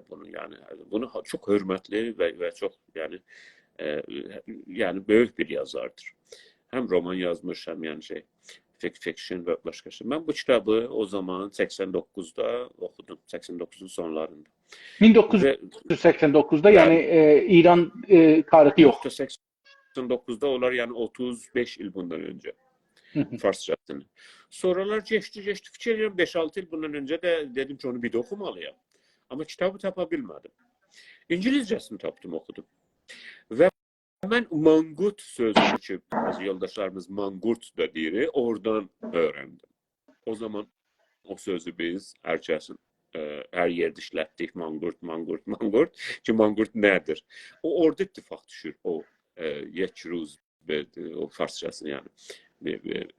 Şeyde. Bedrazaya yekkar. O Farsçası. Ruzi bedrazaya yekkar. İki tane zamanda oynuyor bu bu hadise. Biri uzayda Rus kozmonotlar başka bir varlıklarla orada ilişkidədirlər, onlarla görüşürlər və Amerikanlarla orada bir tədayi edirlər, tahammül edirlər, bərsi görürlər. Aynı zamanda birdən zamanı çəkir, orada təbbətdilər, türkləri tutublar, yaxalayıblar və bunun başının dərisini soyurlar və dəvənin və qarnını çevirirlər bunun başına və buraxırlar oraya, gəlir anasını öldürədən sonra Aymaz anadır, fikir edirəm adı nedir. Herhalde o zaman biz bu hekaye okuduk ve ben şanslı oldum ve elə o zaman anti-istismarı, zid-istismarı kitapları, o zaman elə yani buna mücehhez oldum ve müsəlləh oldum. Xoş sizin halınızda ki, bir şərait gəlibdi, Oldu. şərait yaranıb ki, eləyə bilmişsiniz bir dana türk ilə ya ben netdə dana türkün kitabını oxuyasınız, tanıyasınız, biləsiniz. Ve Türkiye'de Vay mənim halıma Türk yazarları. vay mənim halıma ki, məsələn, oxumamışam. Yəni Türkiye'de bilirsiniz, yaşadığım zaman Türk yazarların okudum yani. Tamam. kitaplarını. yəni istəyirəm bunu deyəm ki, nədən Güney Azərbaycanlı olaraq, ziyalı olaraq Fransəlini, Rusu, nə bilim Almanlını, Amerikalını tanıyırıq. Hətta Japondan da kitab oxumuş olarıq. Danışdıq indi məsələn Güneylilərdən, yazarlardan desək bunlar. Amma məsələn gələndə deyək ki, özümüzün niyə məsələn fikir sahibləri Frans fanonundan söz gəldi onun üçün ha. Məsələn bizim Güney Azərbaycanda Frans fanonumuz yoxdur. Var. Yəni bizim Güney Azərbaycanda bu Bu söz mənə döndü işğalı, istimarı danışan, tərif eləyən yoxdur. Yəni bizim var Frans fanonumuz. Yox, sizə görə demirəm. Bunu özümdən soruşuram ki, mən dünən gecə buna görə bir yazı yazdım. 2 saat yarım çəkdi. Sizin bir Salih bəy onun bir videosunu hazırladım. Ona müqəddimə yazırdım. Çox qısa yazmışdım. Cənabınızla danışdım, dediniz ki, mən gördüm. Gəldim, baxdım, gördüm ki, hə, orada da amma o birisini silmişəm. Bir dənə qısa yazı yazmışdım. Oturdum, dedim, elə həman qısa yazını qoyum, bir 2 dəqiqə, 3 dəqiqə çəkər. Yazım, qoyum, çıxın gedim, işim nəvəmlə oynayayım məsələn. İnanın, gecə saat 11 idi, gördüm, mən hələ bunu islah edirəm, edit edirəm. Məsələn, bir qısa yazı oldu. 5116 hərflə, məsələn, belə bir şey. Burada mənim zehnimə gəldi ki, niyə mən özümü deyirəm. Mən yazıları yazanda 2 dana şəxsiyyəti alıram gözümün qabağında. İndi olub 3 şəxsiyyət. Bir dana Güney Azərbaycandan bir dana xanım qız vardı, Şəbistərli. Onunla bu son zamanlarda əlaqədə yox, danışırıq, yazı yazırıq filan bəhman. Onu alıram ki, ona mən nə deyə bilərəm? Savadı aşağı, biraz o cür, biraz bu cür. Amma mən onu nə cür başa sala bilirəm nədir? Bir nənəmi gözümün önündə, bir də özümü. Vaqiət budur ki, mən dünənki yazıda özümü almışdım gözümün qabağına, qoymuşdum, analiz edirdim ki, sən məsələn İtalyalıları oxumusan, özümü deyirəm, Fransəllərdən oxumusan, Almanlardan oxumusan, Ruslardan oxumusan, İngilisi oxumusan, Amerikalı oxumusan, nədən Güney Azərbaycanlıların heç bir yazılarını oxumamısan? Tamam. Bu son zamanlarda məqalə oxuram, məqalə. Türk məqalələri xüsusən çox hər kəs göndərsə onu oxumağa çalışıram. Çünki türkümü zəif görürəm, çalışıram türkümü gücləndirəm. Bu şey, yəni texniki olaraq da o cəhətdən çalışıram. Amma düşüncə olaraq məsələn mən niyə məsələn şairlərimizi, yazarlarımızı oxumamışam? Oxuduqlarımız hangisidir? Oğuz bəy. İndi birdən dostlar deyəcək, oxumuşuq. Məsələn, həmçinin ki, İran Fars dövləti mərifi Axundzadəni oxumuşuq, məsələn. Axundzadə tamamən türk ziddi bir insandır. Filan kəs. Şeydir, aydındır. Amma ancaq mənim aydınım deyil. Bizim aydınımız deyil, Axundov. Mənim aydınım deyil. Güney Azərbaycanın aydını deyil. İstimarın aydını. Türk ziddi bir insandır, gəlibdir. Məsələn, şey də gəlibdir, nədir? Əmoğlu da gəlibdir, Xanoğlu da gəlibdir. Bunlar yazıblar da, terror da eləyiblər, hökumətimizi əlimizdən aparmağa. Türk hakimiyyəti yıxılmağa çalışıblar o dövrdə. Evet. Yəni Türk hakimiyyəti, bəzisi ideolojik bina hazırlayıblar onun yıxılmağına, bəzisi silahlı savaş aparıblar. Yəni bu Osmanlı olsun, biz olaq, fərq eləməz. İkisi bir millət, Türk millətin yıxmağa, bölməğa, hakimiyyətin əlindən almağa çalışıblar. Bunlar bizim deyirlər, Oğuz bəy. Məsələ budur ki, bu günləri Güney Azərbaycanda 10 dana parti var. 11 dana, 12 dana parti var. İstiqlalçı parti hələ. Mən məsələn, bunları niyə mən tanımıram? Ya özümdən soruşuram da. Mən özümdən soruşuram, niyə bunları tanımıram? Bunlar nə deyirlər? Nədən ötürü? Bir dana istiqlal, bir dana qavram, bir dana varlıq ki, istiruq. Nədən burada 12 yerə bölünmüşük? Heç düşünməmişik ki, bunların fikir, teori fərqləri var. Teoride fərqə yetişiblər bunlar. bir fərqlər biz danışanda danışırıq ki, teorimiz yoxdur. Ya bunu çox danışırıq da. 12 də istiqlalçı deyirlər, 4 istiqlalçı. Deyək ki, 12-də istiqlalçıdır, ya 12 yaxındırlar, 4-ü də istiqlalçıdır. Fərq eləmir. Mənə mühüm budur ki, bu 12 dənə partinin nədən mən tanımıram? Nədən bunların Çünki burada bir düşüncə vardı da. Düşüncə əsasında bir qurum qurulur. Mən buna inanırdım. Çoxdan da Oğuz bəy buna inanırdım ki, əgər Türk hakimiyyəti dünyada eləyə bilibdir ki, bir istila tapsın, eləyə bilsin, bir imperatorluq qursun, 700 il, 800 il, 1000 il davam gətirsin, Türk hakimiyyətindən danışıram, ailələrdən danışmıram. Bunun bir fəlsəfəsi var, bir ideolojisi var. İdeoloji, fəlsəfə deyişəndə hakimiyyət deyişibdir, dövlət deyişibdir, ailədən ailəyə keçibdir. Amma var. Nədən məsələn mən bunları tanımıram? Özümü deyirəm. Nədən biz bunları tanımamışıq? Nədən nəzərimə gəlib, birinci şey gəldi ki, yoxsun eləyirlər də. həm də nəzərimə gəlib ki, mən özümü o qədər təhqir olmuşam ki, demişəm məndən bir şey çıxmaz, bizdən bir şey çıxmaz, Türkdən bir şey çıxmaz, Azərbaycandan bir şey çıxmaz. Çıxsa da zəif gördüyüm, məsələn, bunu otururam, filan kəslə müqayisə edirəm, deyirəm ki, tamam. Məsələn, mən özümü qabaqcan deyirəm, Əli Şəriətin çox sevərdim, siz də həttəmən bilirəm ki, bu mərhələni keçirtmisiniz, çox Əli Şəriətçi idim. İndi birdən məsələn otururam, bunu nəqd edildi, görürüm ki, Əli Şəriətin ciddi də bir sözləri yox imiş. O dövrdə yoxluqda gül eləyibdir. Yoxluq bir yerdə o alternativ fikir olmayan yerdə gül eləyibdir. İndi mən bunu gəlirəm Azərbaycanda baxanda görürəm ki, hamımız o vəziyyətdir, hamımız təslim olmuş bir vəziyyətdir, düşüncə səviyyəmiz çox aşağıdır, özümüzü aşağı görürük. Məsələn, mən ya Oğuz bəyin yazılarını oxumuram. Məsələn, niyə filan kəsin yazılarını oxumuram? Niyə Əli Təbrizinin yaxınsı oxumuram? Yəni, nədən məsələn özümüzünkiləri axtarıb tapmırıq, deyirik bəlkə də yoxdur. Yəni, bu yerə yetişirik, oxumuruq da. Yəni, beyin istimaraçı çəkilir, yəni koloni olunur beyin. Hətta istimar kəlməsini heç mən bəyənmirəm. Doğrusu işğaldır. Beyin ki, işğal olunur. O özününkün, o adam ki tanıyır, adı ona bənzəyir, yəni adı bənzəyir öz adına, üzü bənzəyir, danışığı, dili. Onu da özü kimin görür, yox görür, aşağı görür, həqir görür, az görür. Çünki o dehumanize olub, az insan olubdur. Çünki özünü də az insan. O yuxarıya söykənər, qüdrətə tərəf, işğalçıya. Mesela birisi bir acayip qəraib bir adına ki, bu ad mənus deyil bunun qulağına, o adına gəlsə, danışsa, 2 dənə də həlləm-qəlləm bir söz desə, İngilizcə, Fransızca, Rusça və ya Ərəbcə, ona söykənər, ona özənər. Kolonial düşüncənin, işğal olunmuş beynin şeyi budur, davranışı. Oğuz bəy, dünən gecə mən bunu fikirləşə bir dana tərhə gəldim, yetişim. Bir dana təhqiqatı tərhə yetişdim. Bunu deyir da, Frans Fanon bunu anlatır. Bəli. İstəyirəm deyəm ki, niyə axı siz orada buyurdunuz, mən istədim bunu deyəm ki, nədən məsələn özümüzün millətimizdə yoxdur Frans Fanon? Var.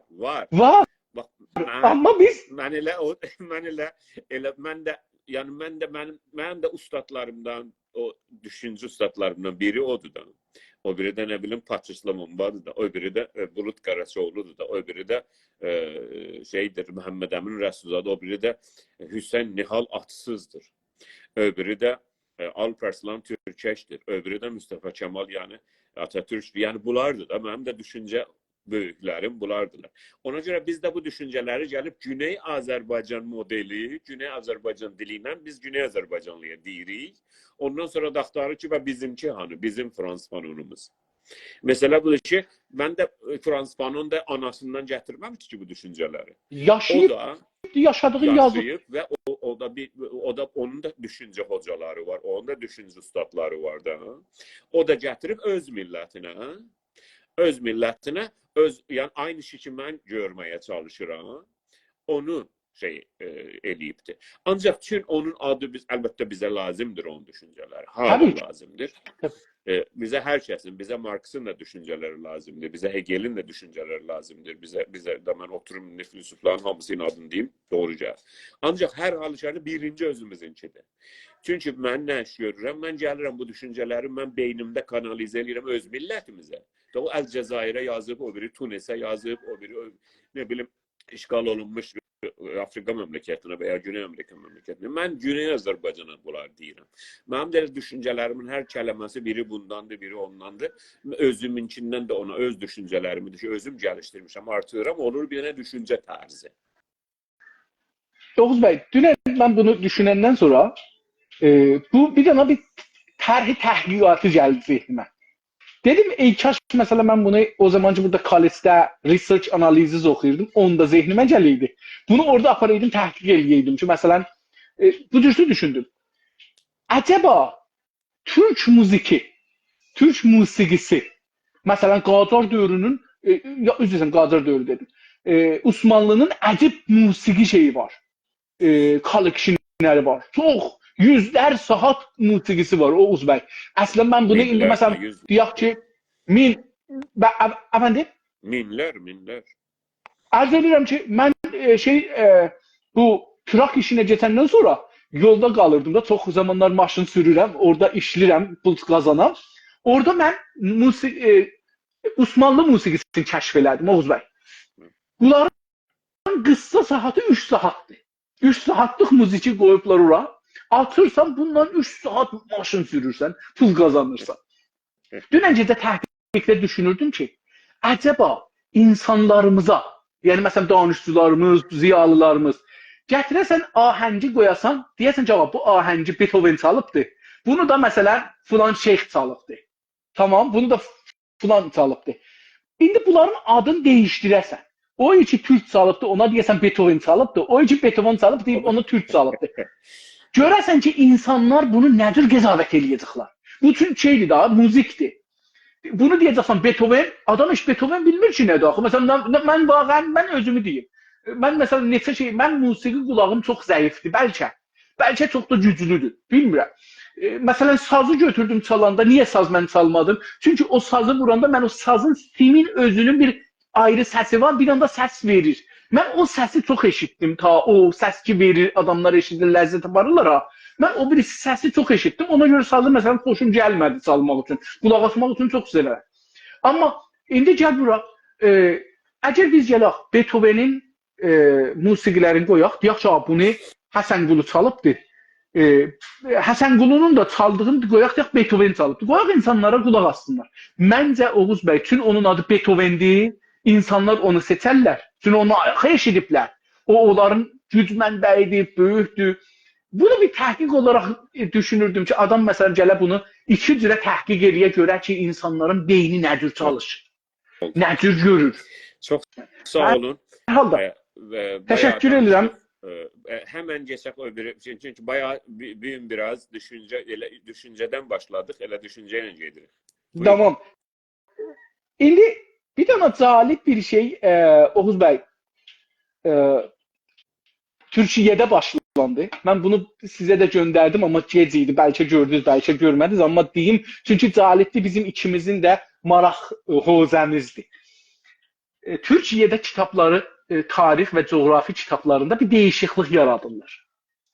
Və birinci dəfə gəlirlər, bu Orta Doğu falan buradan çıxırlar. Türklər buranı nə cür qoymuşlar, o cür görməyə çalışırlar. Yəni, türkləşdirirlər coğrafiyanı, tarixi, siyasəti. Məsələn, Orta Doğu yerinə məsələn nə işlədək? Orta Asiya, Orta Doğu falan, Bəhman. Məsələn, bunlardan birini mən gördüm, bu xəbəri göndərdim, əlbəttə baxa bildik da, bunu orada nümunə misallar qoyublar, Kahançıları. Məsələn, çox sevdim bunu. İcazə buyurun. Əgər eləyə bilsəm, mən sizə bunu göndərdim, xəbəri. Sizdə var, Oğuz bəy, bunu baxa bilərsiniz. WhatsApp-a göndərdim bunu. Xəbərim var. Onu siz mənə bir, əgər sizdə vardı görsəz, o misalları vurublar, hansıları deyil. Qoyun mən, baxın bəs, onda mən burada WhatsApp-ı tez tapım. İstəsəniz mən o barədə deyim, sonra sizdən. Buyurun. Bəli, buyurun. Əlbəttə bu türkləşdirmək deyil. İngiltərənin güneydən və Rusların quzeydən Türkistanı işğalının nəticəsində Türkistan kəlməsi həmin-həmin 70-80 il öncəyə qədər oradaydı və Türkistan kəlməsini o bölgədən götürmüşlər. Əslində Orta Asiya dedikləri kəlmə orientalisti və işğalçının baxış açısından baxan bir kəlmədir. O bölgənin adı ki, nə desələr qoy desinlər. Yəni Xorasan deyirlər, Transaksiyaniya deyirlər, ondan sonra Orta Asiya deyirlər, Sibiri, nə bilim, Uzaq Asiya, hər şey deyə bilərlər. Amma o gerçək adı və o adı ki, hər zaman deyilibdir. Neçə min illər deyilibdir, o adın da adı. Türkistan da Türk elidir. Böyük Türk coğrafiyası da Türk kəlməsini deməmək üçün hər şey deyərlər, onu bilin yəni. Hətta indiki Əfqanistan ki, İngilizistan onu düzəltdi, Türk torpaqlarından. İndiki Əfqanistanın həmən o, yəni baxsanız, quzey tərəfində o silsilə dağlar ki vardı, o dağların quzeyinə Türkistan deyilir. Siz əski xəritələrə baxsanız, hətta 60-70 il öncəki xəritələrə baxsanız, ora Türkistan yazılır. Çox əski ərəblər işğal edəndən sonra ərəblərin xəritələrində ora Kafiristan yazılır. Çünki o türklər ki müsəlman olmamışdılar, onlar o bölgədə yaşayırdılar. Ona görə ərəblərin bəzi xəritələrində oraya Kafiristan yazılır. Və o əlbəttə sonra götürüldü. Niyə? Çünki onlar müsəlmanlaşdılar və dini mübini İslam'a müşərrəf oldular.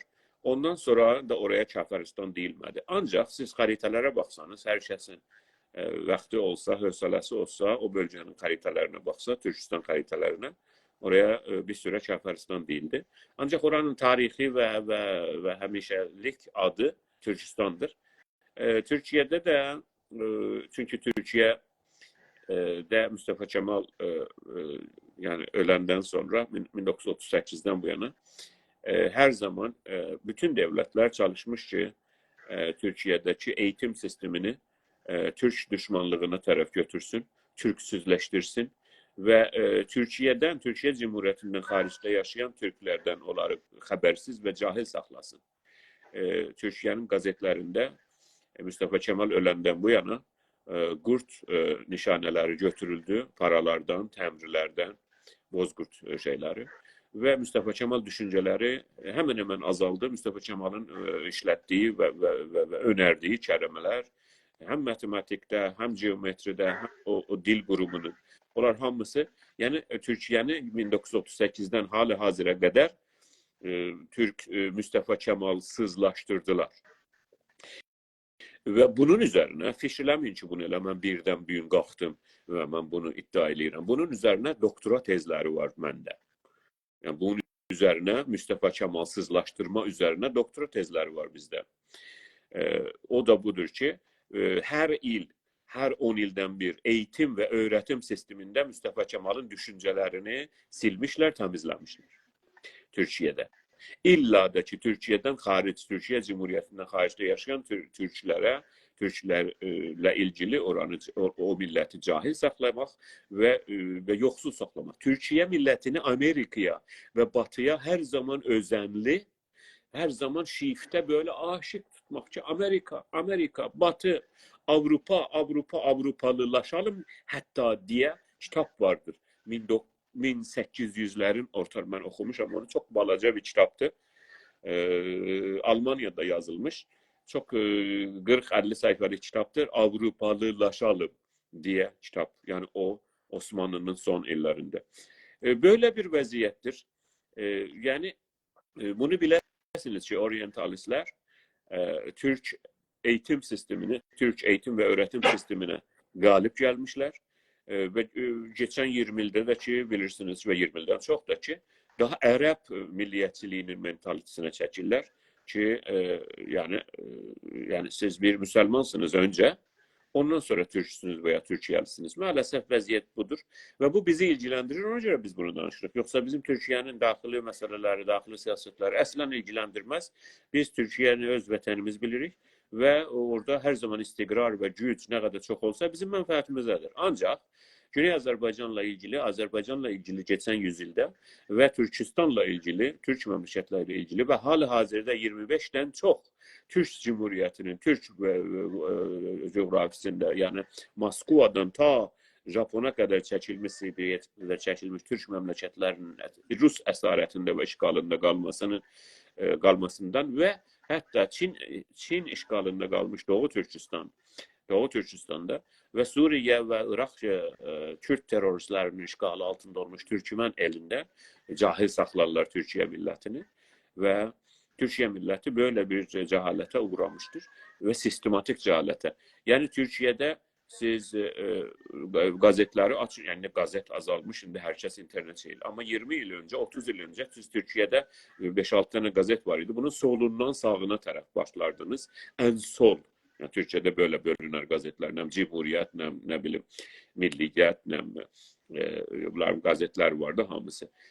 Hürriyet, hamısını herkes tanıyırdı. Bütün bu sağ teyfindən tuttu, ta sol teyfinə qədər Məhəmməd Şahı övmələr, Məhəmməd Şahın xanımısını övmələr, Güney Azərbaycanın bir kəlmə etməmələri və Güney Azərbaycan Türk millətinə ən böyük xəyanətdə bulunan Türkiyənin media sistemi olmuştur geçen yüzyılda.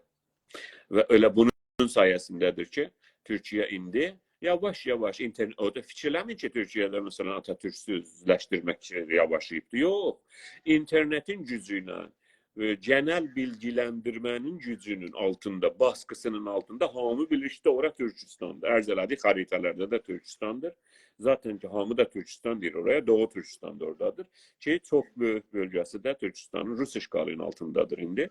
Ona göre Türkiye'de de bir balaca millileşme vardır. Türkiye'de de bir balaca Türklüğe dönme var. Əsintiləri görürük. Ona göre siz eğitim sisteminde görersiniz ki oraya Türkistan ve bazen bazıları səhv edib Güney Azərbaycan kəlməsini ağzına gətirərlər. Buyurun. Təşəkkürlər. Ərz eləyim ki, Oğuz bəy, mən bunu elə cənabınızın fərmayişlərinizin dalısıcan, bunu arxasıcan gətirim köməklik üçün. Biz buradan geçen o məğlub olmuşuq. Yəni bu qəbul eləyək ki, biz Birinci Dünya Savaşında itirmişik. Türk dünyası uduzub. Bu birinci əsl. O gündən ki uduzmuşuq, o gündən o zəfər qazanan güc bizim beynimizi, Türk dünyasının beynin alıb əlinə istədiyi kimi ona şəkil veribdi və saxlayıbdı. Biz Ankara'da oturmuşuq, İstanbul'da oturmuşuq, Təbrizdə oturmuşuq, Bakıda oturmuşuq. O zəfər qazananın gözü ilə baxırıq dünyaya, mənafiimizi onların gözü ilə tərif edirik. Çünki onların mənafiyini tərif edirik, özümüzün yox. Biz Güney Azərbaycanda ya Ankara'da, ya İstanbul'da, ya Bakıda, ya hər yerdəki oturmuşuq. O zəfər qazananın mənafii uğrunda sözləri işlədirik, tərifi işlədirik.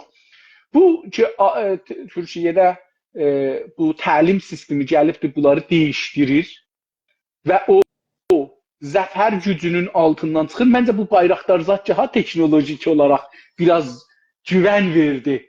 O teknolojik və savaş gücü olaraq güvən verdiği üçün indi yavaş-yavaş beyinsel olaraq, düşüncəsel olaraq da dünyanı Türk gözündən görsün. Məncə indi onu yavaş-yavaş qeydib Ankara, əlbəttə Türk Dövlətlər Birliyi ya Türk Təşkilatı sazmanı da bir təşkilatı, qurumu. Fikrim o da elə bu yolda, o da bir şeydir. Çünki biz bir dil yaratmalıyıq, bir düşüncə yaratmalıyıq ki, Türklərin hamısı dünyaya Türk gözü ilə baxa, Türk mənafii gözü ilə baxa. Biz oturub məsələn öz torpağımızda Amerika gözü ilə baxsaq, Fars gözü ilə baxsaq, mütəəssifانه uduzmağa davam eləyəcək. Çünki düşüncəz hara, yolunuz ora. Siz nədir düşüncəz? Kimin mənfəəti, kimin gözündən düşünsəz, kimin düşüncəsi ilə düşünsəz, yolunuz da oradır. Ekonomik olaraq, nizami olaraq, iqtisadi, hər cəhətdən gedəcəksiniz ora. Mən bunu çox-çox gözəl gördüm. Çox sevindim düzünü axtarsaz. Dedim ki, o Türk Dövlətləri Birliyidir, ordu birliyidir, filan bu cür şeylər, bu cür kiçik şeylərlə başlayacaq Oğuz bəy. Yəni bir təşkilat qurulacaqdır, yavaş-yavaş okul sistemində, mədrəsə sistemində kəlmələr, sözlər türkləşəcəkdir və buradan mən inanıram ki, bir türklük ortaya çıxacaqdır. Bayaqlarda ərz elədim. Bir neçə nəsli var ölüb getməlidir. Bu Türkiyədə də, Azərbaycan Cumhuriyyətində də, bizdə də. Bu üç nəsil ölməlidir, getməlidir ki, yeni nəsil inşallah güclü bir Türk ortaya çıxsın. Türkiye'den danışmışken 571 yıl önce Doğru. 571 yıl önce 1453'te Sultan Mehmet Fatih Fatih Həzrətlərinin mübarək ayaqları şəhri İstanbulu, şəhri Qüstəntəniyəni qutlamışdır və ona emmişdir. Onun ayaqları oraya, o mübarək ayaqları oraya dəymişdir. Sultan Mehmet Fatih Həzrətlərinin ən çox sevdiyim insanlardan birisi tarixdə. Və Türk ədalətini o şəhərə gətirmişdi, sunmuşdur o şəhərə. İndi 571 ildir ki, o Qüstəntəniyyə, Konstantinin şəhəri olmuş İstanbul və Türk ədaləti orada var. Və Türk ədaləti var ki, elə Yunanlısı da, Ermənisi də, Türkü də, Müsəlmanı da, Rusu da, Ərəbi də orada çox rahat, çox insan haqlarının, bütün insan haqlarının varlığının altında yaşaya bilər. Da öyle değil ki, Yunan ədaləti olsun ki, orada Türk yaşayamasın, qətlam olsun. Necə ki, Qibrisdə edirdilər. Hər halükarda, necə ki, ona görə Türk ordusu Qibrisə indi, niyə? Çünki onu qətlam edirdilər Türklər orada. Onları qətlamdan qurtardılar. Hər halda Qibrisi danışmayaq, təbrik deyirik bütün Türk dünyasına.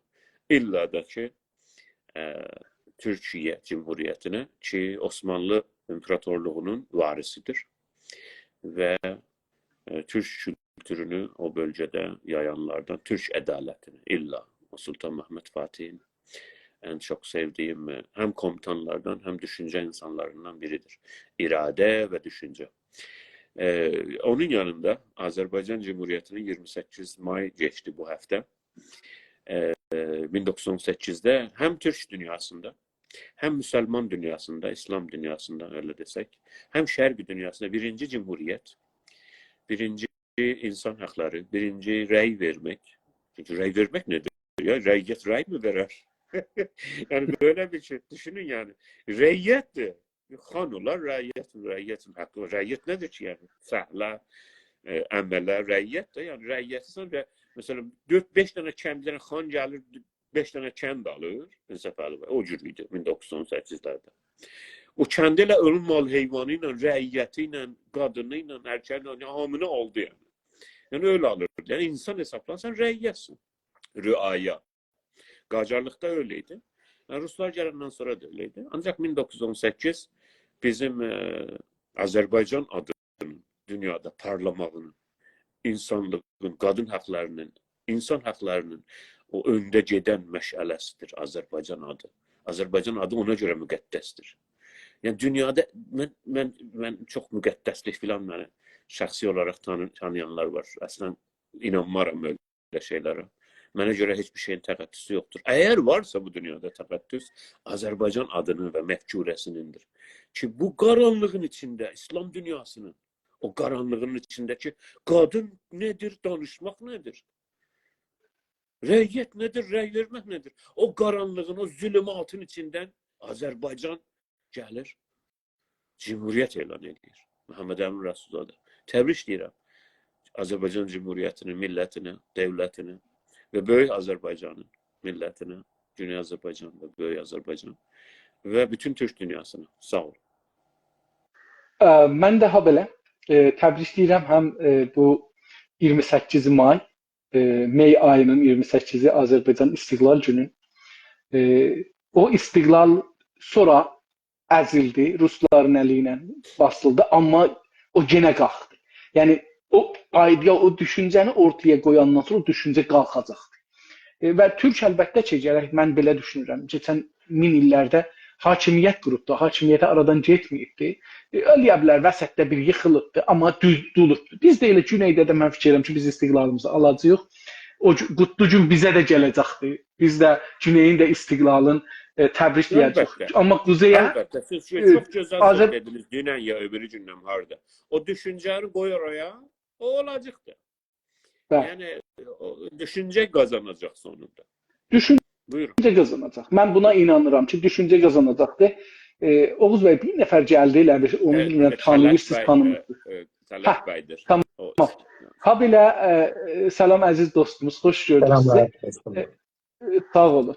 Mən, Oğuz bəy, Türkiyə Cumhuriyyətində də bu günləri varisdir Osmanlıya və o Böyük Sultanın İstanbul dediyimiz yeri aldığı günlərdir. Onu da Türk millətinə təbrik deyirəm. çox böyük gündür. Çox bir əslində bizə Tazaşdan zəfər ala bilərik. Mən fikirəm o düşüncəni bizə verə bilir. Tazaşdan biz bir güclü sistemə çevirə bilərik özümüzü. Addım-addım, əcələ eləməmə şərti ilə. Hətta bəzən deyirəm düşmənləri, bizim ciddi düşmənimiz var. Türk dünyasının ciddi düşmənləri vardır ki, elə bir gün yenə kodita eləyə bilərlər. Yəni bir gün yenə her zaman koruyacaksan bu ağacı. tapqınların əli ilə. Onun üçün həm biraz çox ifrati, ay biz eləyirik, belə eləyirik, bu cür demədən düşməni çox da üstümüzə gətirmir. Əlbəttə düşmən ayıqdır. Bunları biz gizlətsək də o bilir, nə gətir, nə gətirir. Batıda ən məşhur söz budur ki, Türkiyəni türklərə buraxmaq olmaz. O qədər önəmlidir Türkiyə. Siz biraz bu yana çəkilin Səfəli bəy. Hay, sağ ol. Xələt bəy, sizi xoş gördük. Güney Azərbaycandan Baxış proqramının 102-ci bölümündəsiniz. Türkiyədənsiniz. Və bizim yəni demək olar düşüncəmiz də sizin düşüncənizə yaxındır, sizinki bizimkinə yaxındır və mən sevərəm sizdən də eşidəm, dinləyəm və öğrenəm. Buyurun. Evet, şimdi herkesi, sizleri en başta olmak üzere bizi izleyen ve izleyecek olan herkesi saygıyla selamlıyorum. Oğuz Bey, Mayıs ayı gerçekten muhteşem bir ay. Azerbaycan Cumhuriyetimizin kuruluşu, işgal altındaki Anadolu'nun özgürlüğe kavuşması için Mustafa Kemal Atatürk'ün Samsun'a çıkış tarihi de Mayıs ayı içerisinde oldu 1919'da. Yine Fatih'in İstanbul'u bir Osmanlı yurdu yaptığı tarihe geliyor. İnşallah 1 Mayıs ayında da kardeş Güney Azerbaycan'ımıza kavuşmanın mutluluğunu yaşarız.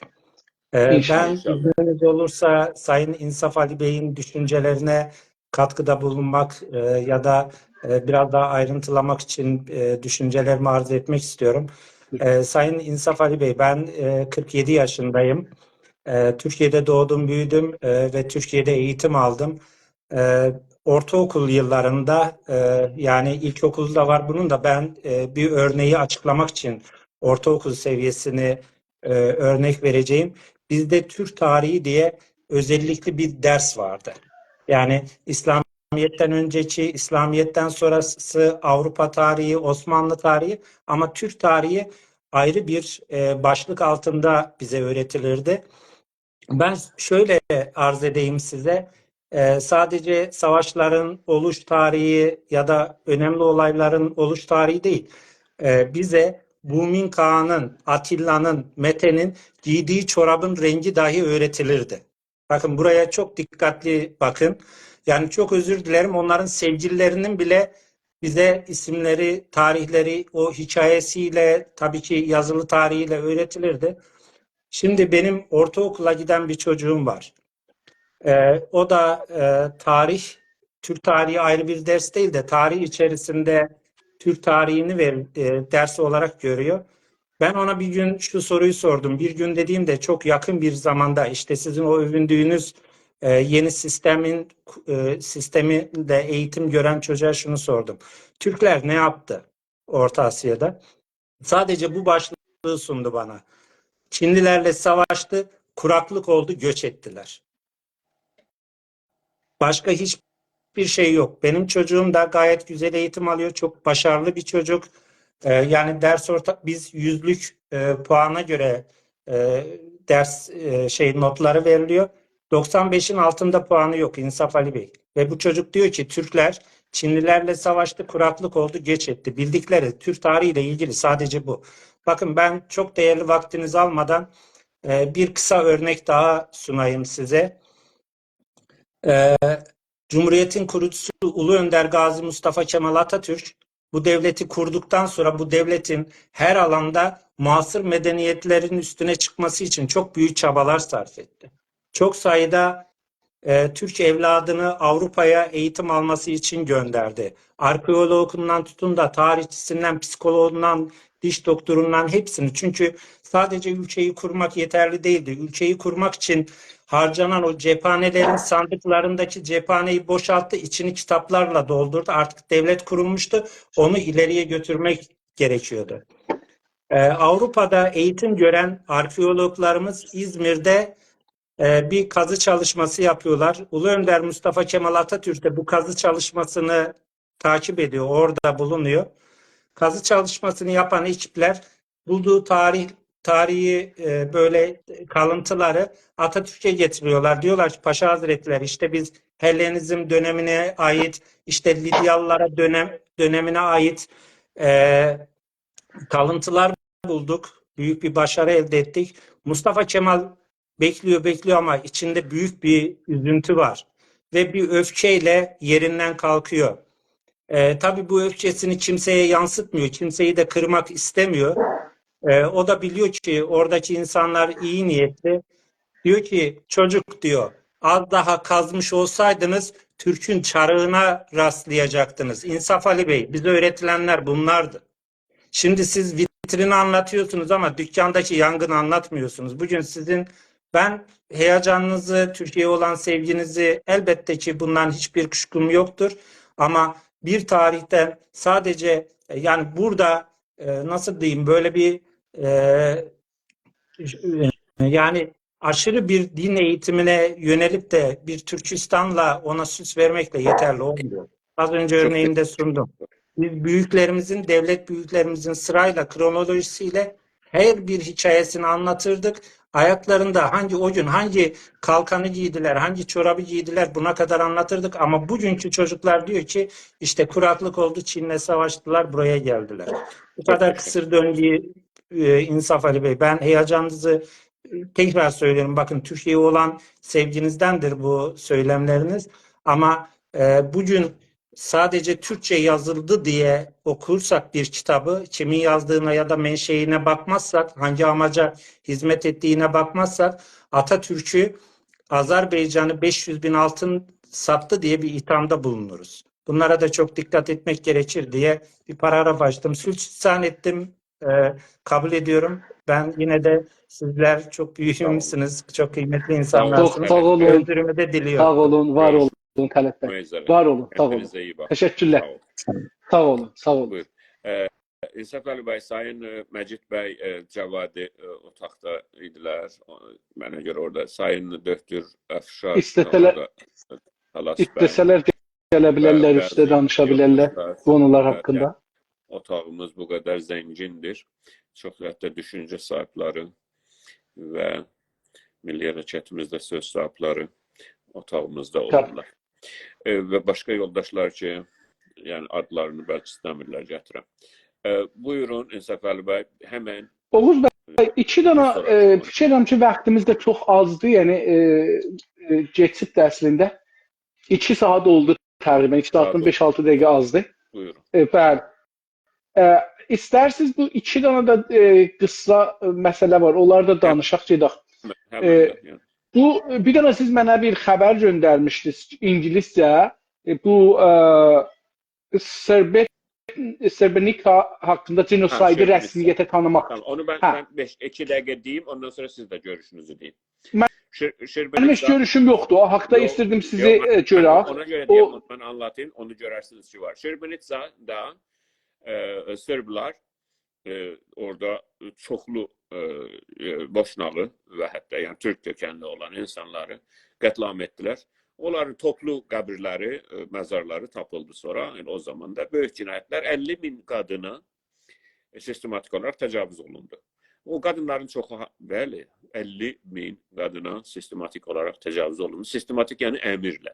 Yəni öyle olmadı ki bir əskər məsələn bir qadına o zaman öz başına getsin, yox belə dəsturunu. Ya bu Amerika əskərləri Irakda nə qədər qadının ırzına keçdilər. Qadınlar da özlərini öldürdülər və ya Irakda nə qədər təcavüz elədilər qızlara, oğlanlara. Ancaq məsələ budur ki, oradakı bu Sırpların Bosniyada yaptıkları sistematik idi. İlla da ki bu biri, öbürlər də olubdu. Amma sistematik odur ki, əmir verilibdi. Ki bu işi görür və əskərlər gedib bu işi görmüşlər və çoxlu qadınlar özlərini öldürdülər. Çünki hamilə olmuşdular, boylu olmuşdular. O məsələ və çoxlarını da o qətlam etdilər və bu qətlam mərkəzlərinin biri də Şirbenitsadır. Şirbenitsa deyirlər. Və o böyük və dünyada da öyle tanındı. Hətta genosid olaraq, yəni soyqırım olaraq tanındı. Və buna da təbii rəylər alındı Birləşmiş Millətlərdən və bu həftədə o rəylər var idi və Türk məmləkətlərinə baxdım. Onların rəy vermə patternına, şeyinə, necə rəy verir, o pattern nədir? Mən orada görmədim birlik. Siz də görmədiniz. Ona görə mütləq indi mən bunu anlatandan sonra mütləq sizin görüşünüz olacaqdır. İslam dünyasında olanlara baxdım. Hətta müsəlman olmayan İslam dünyası deyəndə, yəni özlərini müsəlman məmləkəti deyənlər. Yoxsa bizim öyle bir şeye etiqadımız yoxdur. Hər halda böyle bir şey oldu bu həftə və biraz üzücüydü ki, Türk məmləkətləri sözdə bu 7 məmləkətin ki, birinin də heç haqqı yoxdur hala, KKTC'nin, yəni Kuzey Kıbrıs Türk Cumhuriyetinin. Öbürü 6 məmləkətin ki, Birləşmiş Millətlərdə rəy haqqı vardır. Onların rəyinin orada aynı olmaması, hər nə məsləhətindən olur olsun, orada insanlığa qarşı, yəni Bosniyalılara nə olsa hər halükarda bir türlü, yəni mənə görə tepki göstərilməlidir və iş olunmalıdır. İlla da ki, yani mesele Türk olmak değil, Müslüman olmak değil, bu olmak değil, olmak değil. Orada Şirvanitsa'da büyük bir cinayet olmuş, soykırım olmuş. Onda da milletin de milletçiliği hiçbir şeyin rəbti yoktu. Onca rəylər aynı olaydı. Ki onu ben görmedim ve ona göre size göndermiştim. Ve bu biraz üzücüydü. Buyurun. Mən də gördüm, çox üzücü baxdım. Buna təəssüf elədim. Çox təəssüf elədim. Əvvəla mən biraz müsəlman bilirdim onları. Biraz deyirdim içində türk vardı. Niyə məsələn heç olmasa 3-cü yardıma gəlib Türkiyə o dövrdə çox çalışdı. Yəni çox çalışdı, ora köməklik falan bəhman. Amma Türkiyədən sonra heç birisi ya rəy verməyiblər ya da ki, məsələn bilmirəm ki, hətta getməyib, məsələn Qırğızistan getməyibdi. O birisilər də rəy verməyiblər. Yəni deməyib, bizim istəmirik. Mövqeyi doğruydu. Türkiyənin mövqeyi doğruydu. Rəy veribdi, rəsmiyyətə tanıyıb ki, bu genosayddır. Bu çox önəmliydi. Mənim soyqırımdır. Yəni bunu rəsmiyyətə tanıyıb. Məncə Türk dövlətləri gərək bu işə girəydilər. Mən əlbəttə niyə girməyiblər bunu özümdən dünəndən soruşuram. Yəni o gündən ki bu xəbəri indi onlar 3 gündür göndərmişsiniz ya 4 gündür. Bu xəbəri özümdən soruşuram ki, Türk dövlətləri niyə bununla belə ki türklər soyqırıma məruz qalıblar tarix boyu? Azərbaycan Cumhuriyyəti belə məruz qalıb. 2-3 dəfə heç olmasa son 100 hər millətdən çox biz qalmışıq. Türklər məruz qalıblar. Nədən biz 2 dənə zəifimiz görürəm Oğuz bəy. Bir bu ki özümüzün soyqırımlarımızı məhkəmələrə daşımırıq. Bilmirəm niyə. İsrail daşıyıbdır. Hər yer daşıyıb oradan ki mümkündür. Amma ermənilər belə daşıyıblar. O yalan soyqırımı daşıyıblar. Ora biz bu yalanı sürüb şey yox. Məhkəmələrə yox. Tamam, dövlətlərə daşıyıblar. Amma biz daşımamışıq.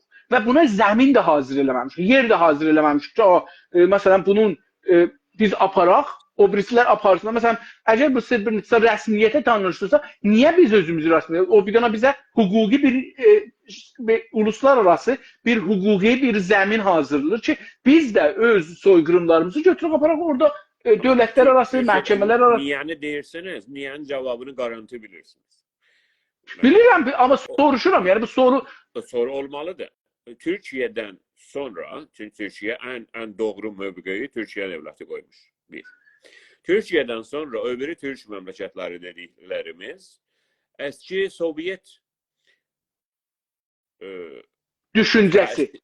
Təsirlə düz sözünü demək istəyirəm, çünki siyasi söz deyil oldu ona görə. Eski Sovyet təsir dairəsinin içindədirlər.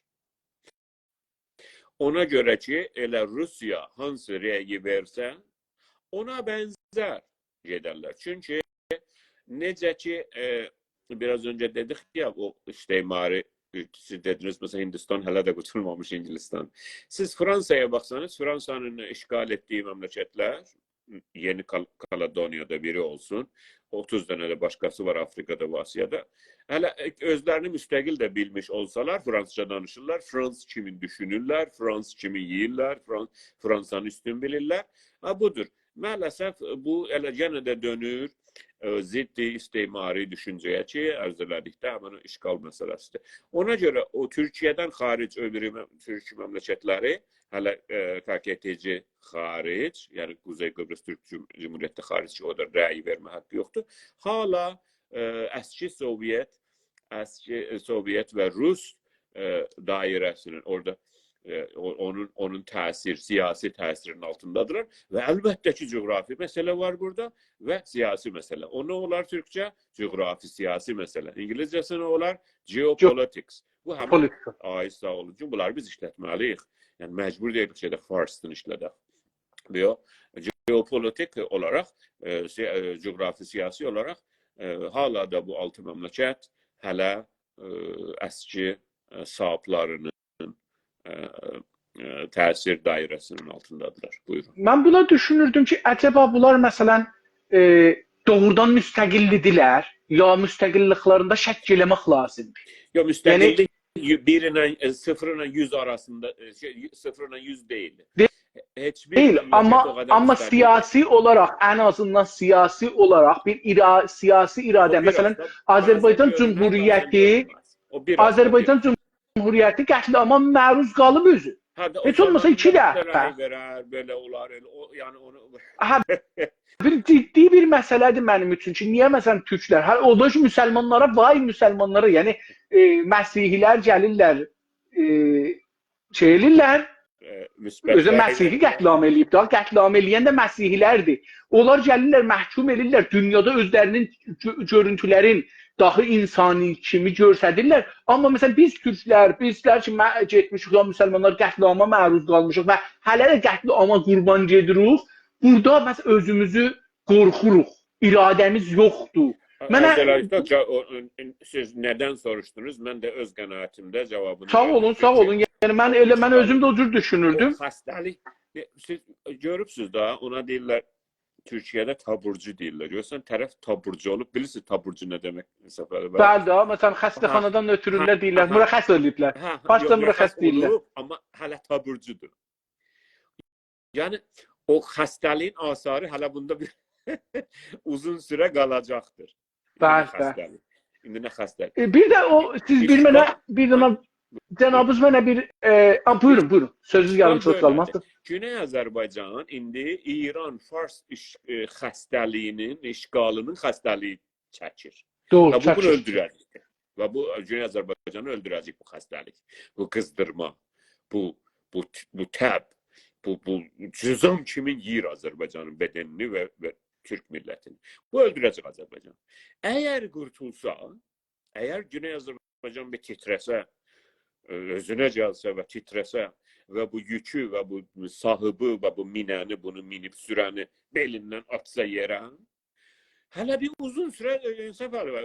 Bir dənə kilidinə vurmaq kimin deyil. Uzun sürə biz Fars işğalının, İran işğalının, hələ qala ki, bu xarici dövlətlərin təsirləri, onun şeyində yaşayacaq. O xəstəliklər, o simptomları, o zərər ki, zərər qurtulan bizə, fikirlərimizdə hər şey düzələcəkdir. Uzun sürə biz ədəbiyyatımız, kültürümüz, yeməyimiz, hər şeyimiz Fars işğal sisteminə məruz qalmışdır. Doğrudur. Düzələcək inşallah. Çətin, mən əvvəldə ərz elədim, 5 nəsil indi mövcuddur, canlı toplumda vardı. Bunun 3'ü getməlidir. Bunlar getməlidirlər ki, biraz yer açılsın. Biraz onun üçün. Oğuz bəy, bir dənə video göndərmişdiniz, cəlib idi. İspaniyadan o atom daşıyan D1 atom təyyarələri oradan gəliblər Türkiyə incirliyə. Nədən? Fikirirsiniz ki, amaç nədir? Qəziyyə nədir? Bunu nə cür düşünürsünüz? Bizə hangi təsiri ola bilər? Mən deyim. Siz buyurun. Siz buyurun. Şeyə, əlbəttə Türkiyə, mən özümü şeyə salacağım. Türkiyə NATO'nun əli ilə, NATO'nun ən güclü məmləkəti Amerikadır. Amerika dünyanın militarisinin, nizami gücünün həmən-həmən %25'ine sahiptir. Və bu ən böyükdür. Amerikadan sonra Amerikanın 200 məmləkətdən danışırıq da, yəni 200 məmləkət deyəndə dünyanın, yəni 200 məmləkətin. Bəli, buyurun. Amerikanın nizami gücü Amerikadan sonra 10 dənə ayrı məmləkətin, yəni Amerika biridir. 2-nin, 3-ün, 4-ün, 5-in, 6-nın, 7-nin, 8-in, 9-un, 9 dənə məmləkətin nizami gücü ilə təqribən aynıdır Amerikanın. Yəni 9 ayrı məmləkətin yox, 9 o ikinci ilə, ikinci Rusiyadır, 3-cü Çindir, 4-cü İngilistandır, 7-ci Türkiyədir. Fransa'dır, Almandır, yəni nə bilim, bu 2 burada. ilə 9-a qədər ki, bunlar hamısının nizami gücü qədər təqribən Amerikançıdır. Bunu anlamaq çətindir. Ki, nə qədər Amerikanın nizamı. Amerika dənizlərin, uqyanusların gücüdür. Hər uqyanusda gəmiləri var və o gəmilər də fikirləmir ki, qayıq-mayıqdır. O gəmilər özləri şəhərdirlər, o gəmilər bir məmləkəti çökürdə bilər, yəni yox edə bilər. Yəni tarixini geriyə çevirə bilər. Türkiyədə biraz öncə dedim, orientalistlər və batıda deyirlər ki, yəni məşhur sözlərdən biri budur ki, Türkiyə o qədər önəmlidir ki, türklərə bıraxılmayacaq qədər önəmlidir.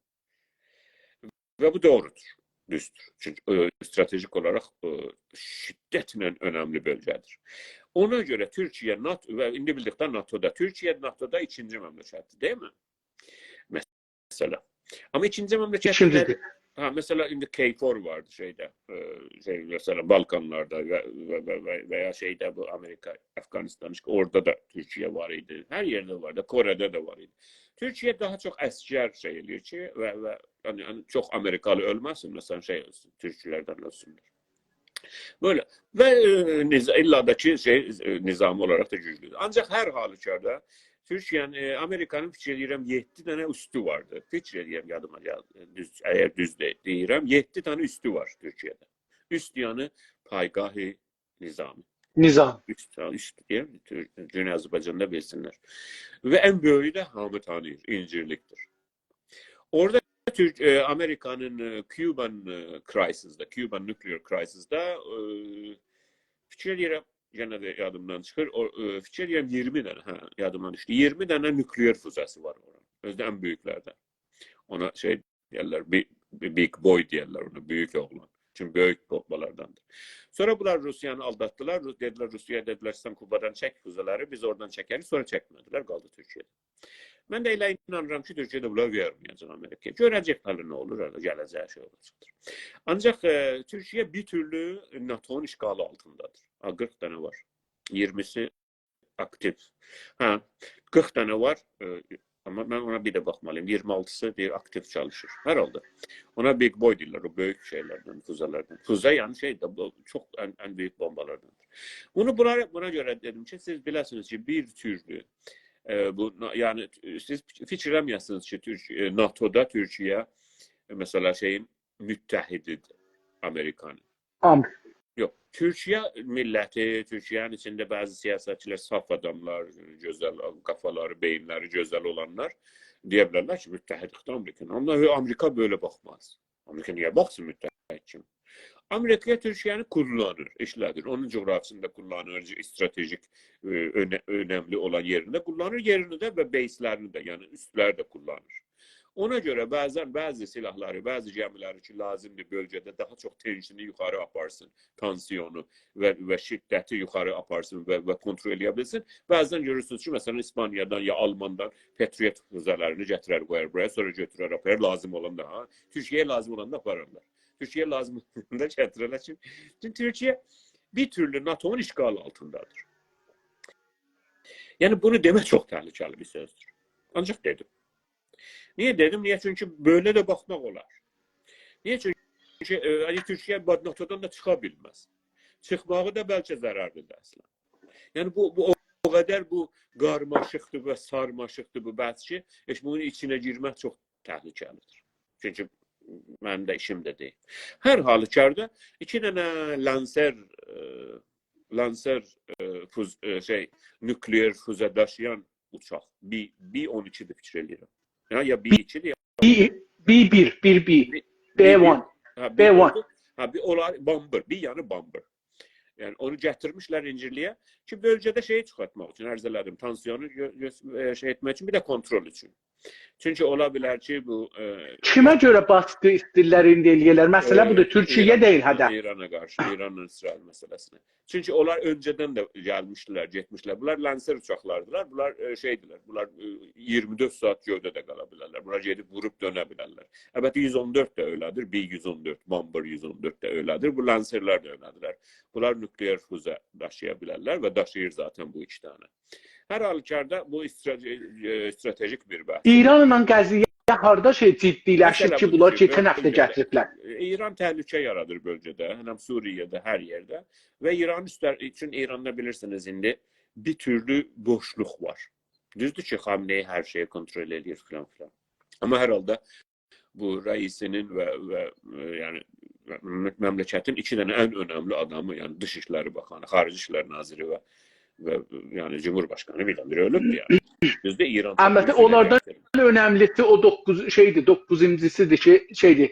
Ehtimalən bilmirəm, ya vəzir ittilaatdır, ya vəzir ittilaatın adamıdır. O önəmlidir ki, onu gizlirlər. Əslən onu qoymurlar bəlli olsun. Məsələ budur ki, İran düzdür üzünə gətirmir. Ay Xamenei də gəldi elə əvvəldə, elə əvvəl saatlarda, hələ bəlli deyildi. Yəni millət bilmirdi, amma o bilirmiş də. Dedi ki, hər şey normal gedəcək filan. İran üzünə gətirmir İran dövləti, amma hər halda İranda tension yuxarıdır. Güney Azərbaycanlılar istəmir, heç kəs bilsin. Yəni, heç kəs istəmir Güney Azərbaycanlılar bilsin ki, fürsət var Güney Azərbaycan istiqlalına. Çünki orada xələ yavaş-yavaş boşluq böyüyəcəkdir.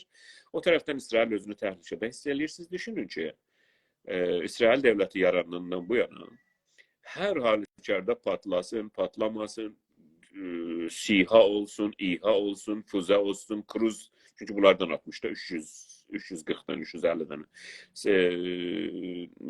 şey olsun, kruz füzəsi olsun ya o bir füzələrdən 300 küsür İsrail düzələndən bu cür atılmamışdı başqa məmləkətdə. Ha, terörist qruplarından atılırdı. Amma bu İsrail dövləti bunu çəkəməz. Ona görə tansiyonu yuxarı aparacaqlar və məntəqəni daha çox kontrol etməyə çalışacaqlar. Budur bizim görüşümüz. Buyurun. Tamam. İstəyirəm mən soru buydu ki, acaba məsələn indi İran bu mərhələdə, yəni mən özüm bunu düşünürdüm ki, İran mən də İranı düşünürdüm ki, yəni İrana görə gəlib bura yaxınlaşıbdı. İrana deyirlər ki, bax qulağı dirbindi yox, yarım saatlıq, 1 saatlıq fasilə ilə atom bombu da gətirmişik, vururuq gedərsən. Yəni məncə Tehranı təhdid üçün gətirdilər bura. Yəni onu gətir, o şətranc hər kəs ki, bəzi yoldaşlar şətranc bilirlər. Şətrancda qozları qoyursan oraya, möhrələri. Onu qoyursan oraya. O anlama gəlməz ki, onu kullanacaqsan, onu vuracaqsan ya vurmuyor. Amma istifadə edirsən. Amma lazım da olsa vura bilərsən. Amma vura da bilərsən. Yəni elə onun orada olması, gətirirsən vəziri qoyursan oraya, mesela atı qoyursan oraya, qələyə qoy. Elə onun orada olması bütün o bölgəni şey eləyir. O tansiyonu yuxarı aparır. Və İncirlikdə, ərz elədim, İncirlikdə dəyişik şeylər var və Türkiyə. Və əgər Amerika Türkiyəyi, soru budur, Oğuz bəy. Buyurun. Onlar soru budur. Amerika İrandan nə istir? Öyle bir şey istir ki, İran boyun əyməkdə bunları gətirir bura. Amerika İrandan istiqrar istəyir. Amerika istəyir İran dövləti o deyirlər, qabı belə apar, nə töhcünə, nə deyirlər, kəcdarü məriz deyirlər, farslar çox gözəl bir sözdür. Həm ayrı tut, amma tökülməsin. Amerika İran dövlətini istiqrarını istəyir. Amerika istəyir İran dövləti güclü olsun, amma çox o qədər güclü olmasın. Amma hər zaman təhlükəli görünsün. İran dövləti nükleer başlıq füzə texnolojisine həmən yaxınlaşmış. Yəni həmən ilə bu həftə, gələn həftə, 1 ay, 2 ayda siz eşidəcəksiniz ki, o breakthrough ki deyirlər, yəni füzəni o başlığı gətirib qoyacaqdır şeyin üstünə, onu eləyə bilər. İran oraya yetişmiş, yəni İran dövləti. Yəni əgər hatırlasanız, 1 il öncə deyirlər, 2 ay qaldı. Ondan sonra 3 ay qaldı. 2 həftə qaldı. Yadınıza gəlir bu söhbətlər, hər şey. Yəni çünki biz bu işi görürük. Düzdür, profesional da olmasa işimiz budur. Ona görə biz bilirik keçən 2 ildə, 3 ildə, 10 ildə, 15 ildə nə olubdur. Biz bu sözdə anlaşmalar ki, Bərcan filan var. O Bərcan biz düz 22 il, 23 il biz onu şey elədik. Yəni indi bax bu gündən. 23 il öncədən biz onu təqib edirik Bərcan məsələsini ki, bu nükleer məsələsi. Hər halükarda buraya gəlim ki, Amerika böyle bir İran istəyir güclü olsun, amma o kadar çok güclü yok. Ərəb ölkələrinin, Ərəbistandır, o Körfəzdəki ölkələr, balaca Bəhreyndir, nə bilim, İmaratdır, Ammandır, Qətərdir, bunlar hamısı hər zaman İran, İrani, Farsi bir təhlükənin altında şey etsin. Bu qomşuya en son silahları alsın, Amerikanın orada üsləri olsun. Bilirsiniz ki, Amerikanın hər məmləkətdə üstü var. En böyüyü Qətərdədir, zaten Türkiye'nin de var orada. Ərəbistandakı olmuş Amerikanın şeyi. Ambarı. Diyor. Orada Silah. trilyona yaxın silahlar. İndi ya onları kullanacaklar İran'a karşı ama o belli değil. Hər hali hazırda, indiki durumda geçen 45 il neyi gösterir?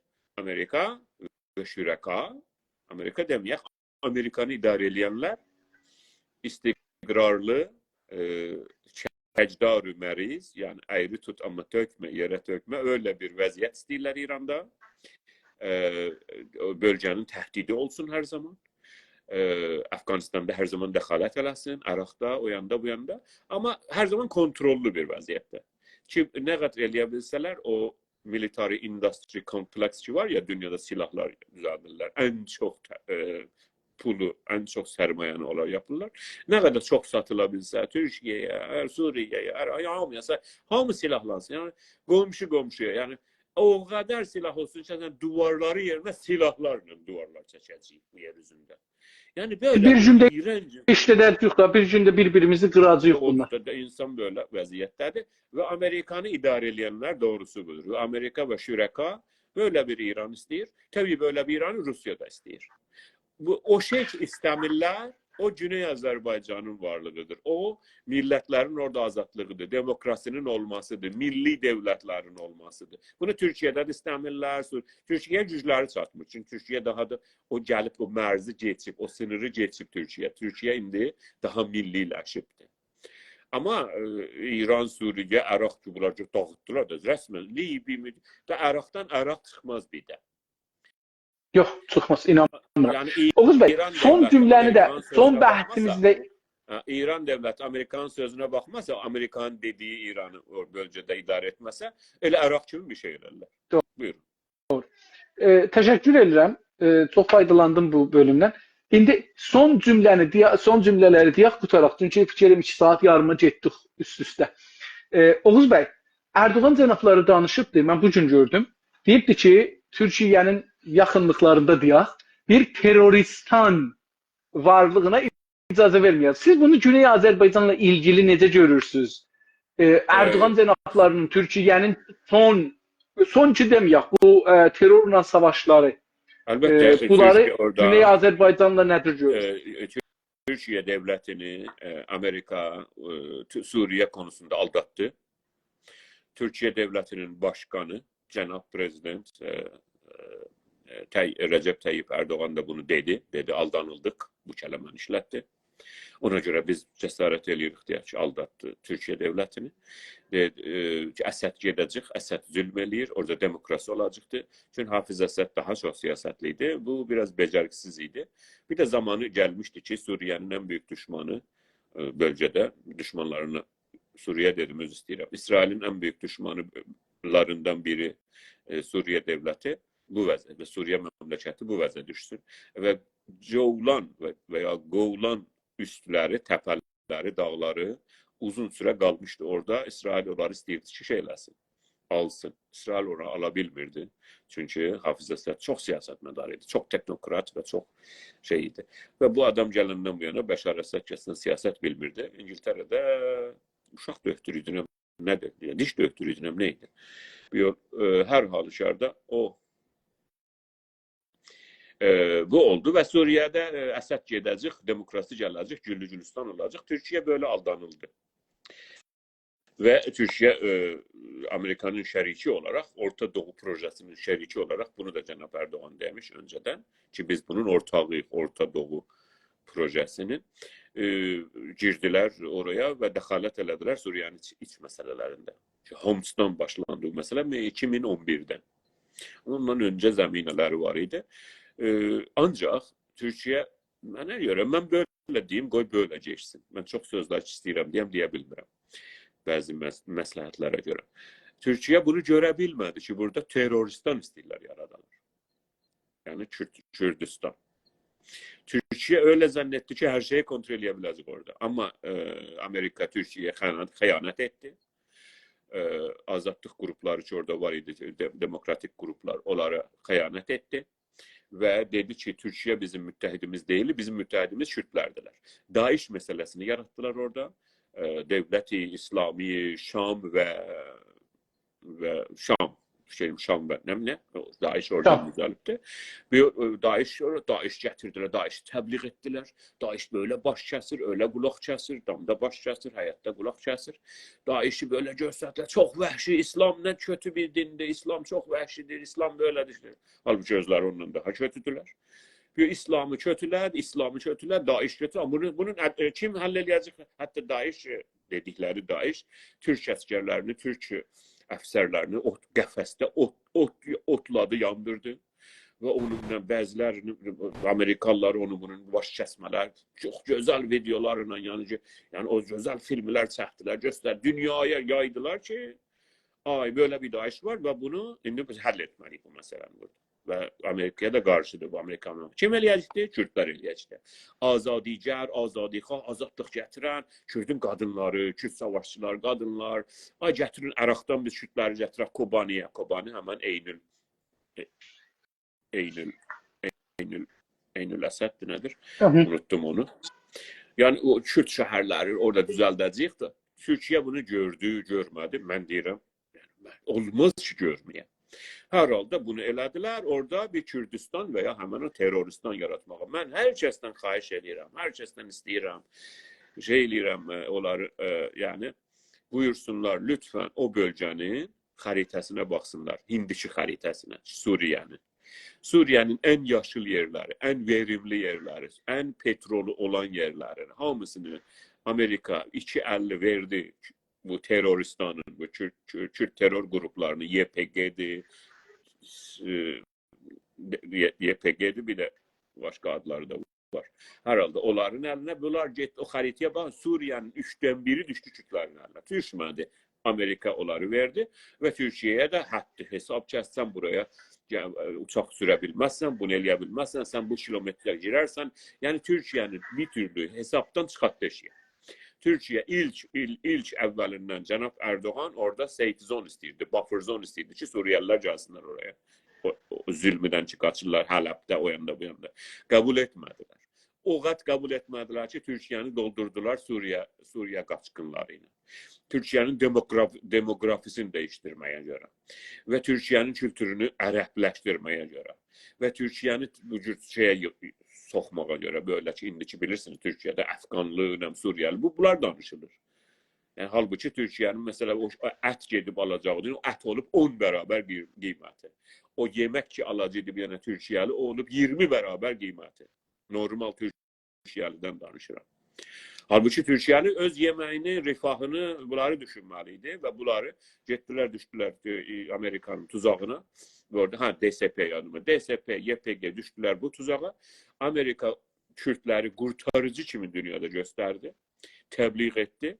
Kürtlər Daesh'e qarşı yendilər galiba. Yani Daesh'in de silahları Amerikanınkiydi. Bütün silahları, her ne varın Amerikanınkiydi.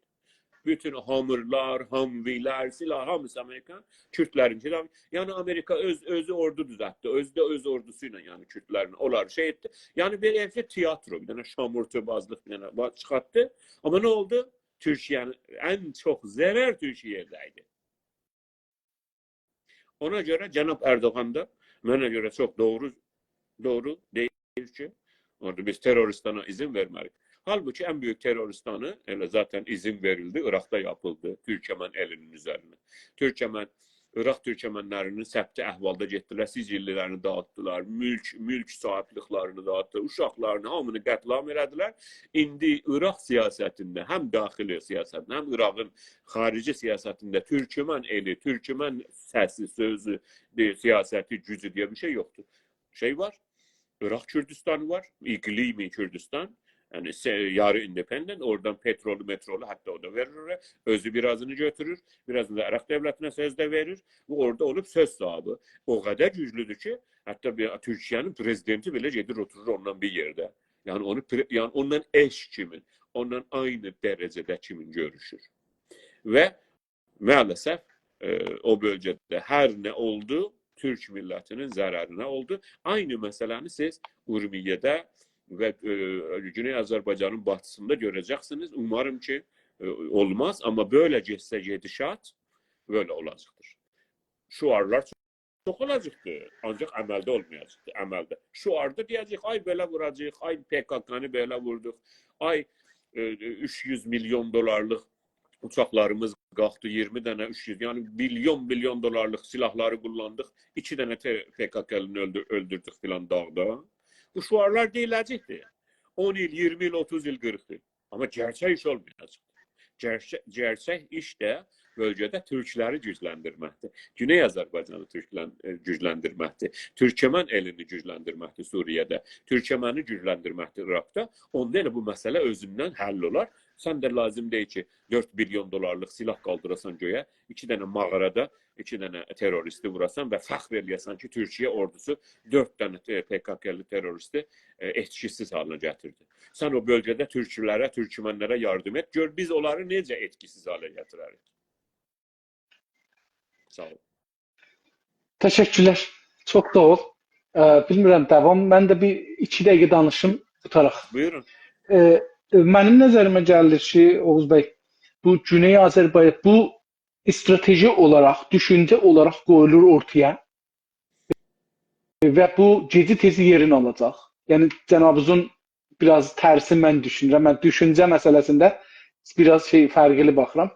Nəzərimə gəlir ki, Güney Azərbaycana çox mənfəət var. Və bizim hər bir terrorist ki orada ölür, hər bir terrorist neçəyə baxır baxsın. Yəni mümkündür ki, neçə milyon dolar buyurdu, təyyarə çıxır göyə, ora neçə kiloluq bomba atır, 2 dənə terrorist olur. Amma o 2 dənə terroristin ölməyi Güney Azərbaycanın 2 dənə terroristinə savaşmamağına gəlir. 2 dənə inficar ki olacaqdı, 2 yerdə 2 adam öləcəkdi, 2 yerdə 2 dənə fabrika partlayacaq, 2 dənə polis mərkəzi partlayacaq, bunların qabağı alınır. İndidən. Yəni bugün onların ölmağın o Türkiyənin ordusunun, təyyarələrinin, uçaqlarının, bombalarının mən bugün orada partlamasın Əraqda, Suriyədə sabah Güney Azərbaycanın milli mənafiyi görürəm.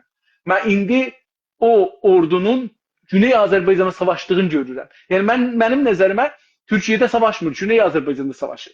Çünki hər bir terrorist ki ölür, o terror qruplarının iradəsi, gücü olan insanları, təlim görmüş gücü aradan gedir və bu kim olur? Bunlar o adamlar olacaq, sabah biz onlarla savaşacağıq. Biz istəməyək, istiqlal alan gündən, hətta indidən belə, o günə də qalmır, biz onlarla savaşırıq. Savaş alın diyor. Hər neçə nəfər, hər nə qədər onların imkanlarından aradan gedirsə, bəli, tamam, Türkiyəyə vurdular, kələk vurdular, toğladılar. 2500 treli ora silah göndərdilər. Özdə əcib silahlar göndərdilər. Daimən də silah verirlər, təlim verirlər. Amma yolun yarısından xəsarətin sonu. Bir var ki, Osmanlı yıxılıydı, bir var qalıydı. Bir var ki, Kürtlər orada bir Kürt terror təşkilatları, orada bir Türk dövləti quralar. Ya ikincisini quralar, ya üçüncüsünü quralar. Suriyədə, Əraqda, Türkiyədə, İranda. Bir də var ki, bu gün də bilək ki, tamam, bu cürəcən iştibah da eləmiş olsaq, səhv də eləmiş olsaq, yanlışlıq da eləmiş olsaq, indi burada dayanaq və bu gündən savaşaq və savaşırlar və bunu vururlar. Mən çox sevindim ki, terroristan kəlməsini işlətdi. Bu da çox mühümdür. Mənim üçün o söz öncədən işlənilmiş. Bilmirəm, mən birinci dəfə bunu eşitdim. Çox sevdim, çox sevdim bu sözü. Çünki bir var siz Kürdistan işlədəsiniz, sizi qoyarlar Kürdün qabağına. Kürt bir insanlardır, bir böyük toplumdur. Yəni bu toplumla bizim müşkülümüz yoxdur. Bir də var Kürdistanın yerinə terroristan işlədəsiniz, deyəsiniz ki, bizim müşkülümüz terrorçularla. Mən bu qavram çox mənə yapışdı, çox sevdim və bunlarla Amma savaşı Güney Azərbaycan gələcək üzərində gedir. dünyası, bölgədə siyasət dünyası sizə yapışsın və ya yapışmasın deyə cərəyan etmir ki. Məsələ budur ki, orada nə qədər Kürdlərin bu indi terrorist deyirik ya PKK, onlar savaşçı deyirlər onlara. Onlar yəni savaşçı deyirlər və PKK-nın ofisi bilirsiniz hardadır? Moskvadadır. Yaxşı. Hər yerdə var, çox məmləkətdə var. Ərəb məmləkətlərində var, Avropanın hər yerində var. Rəsmi ofisini arz edirəm. Orada da qurulmuş hətta. Məsələ budur ki, siz öncə öz yoldaşınızı, öz qardaşınızı gücləndirməlisiniz. Təbii ki. Təbii ki.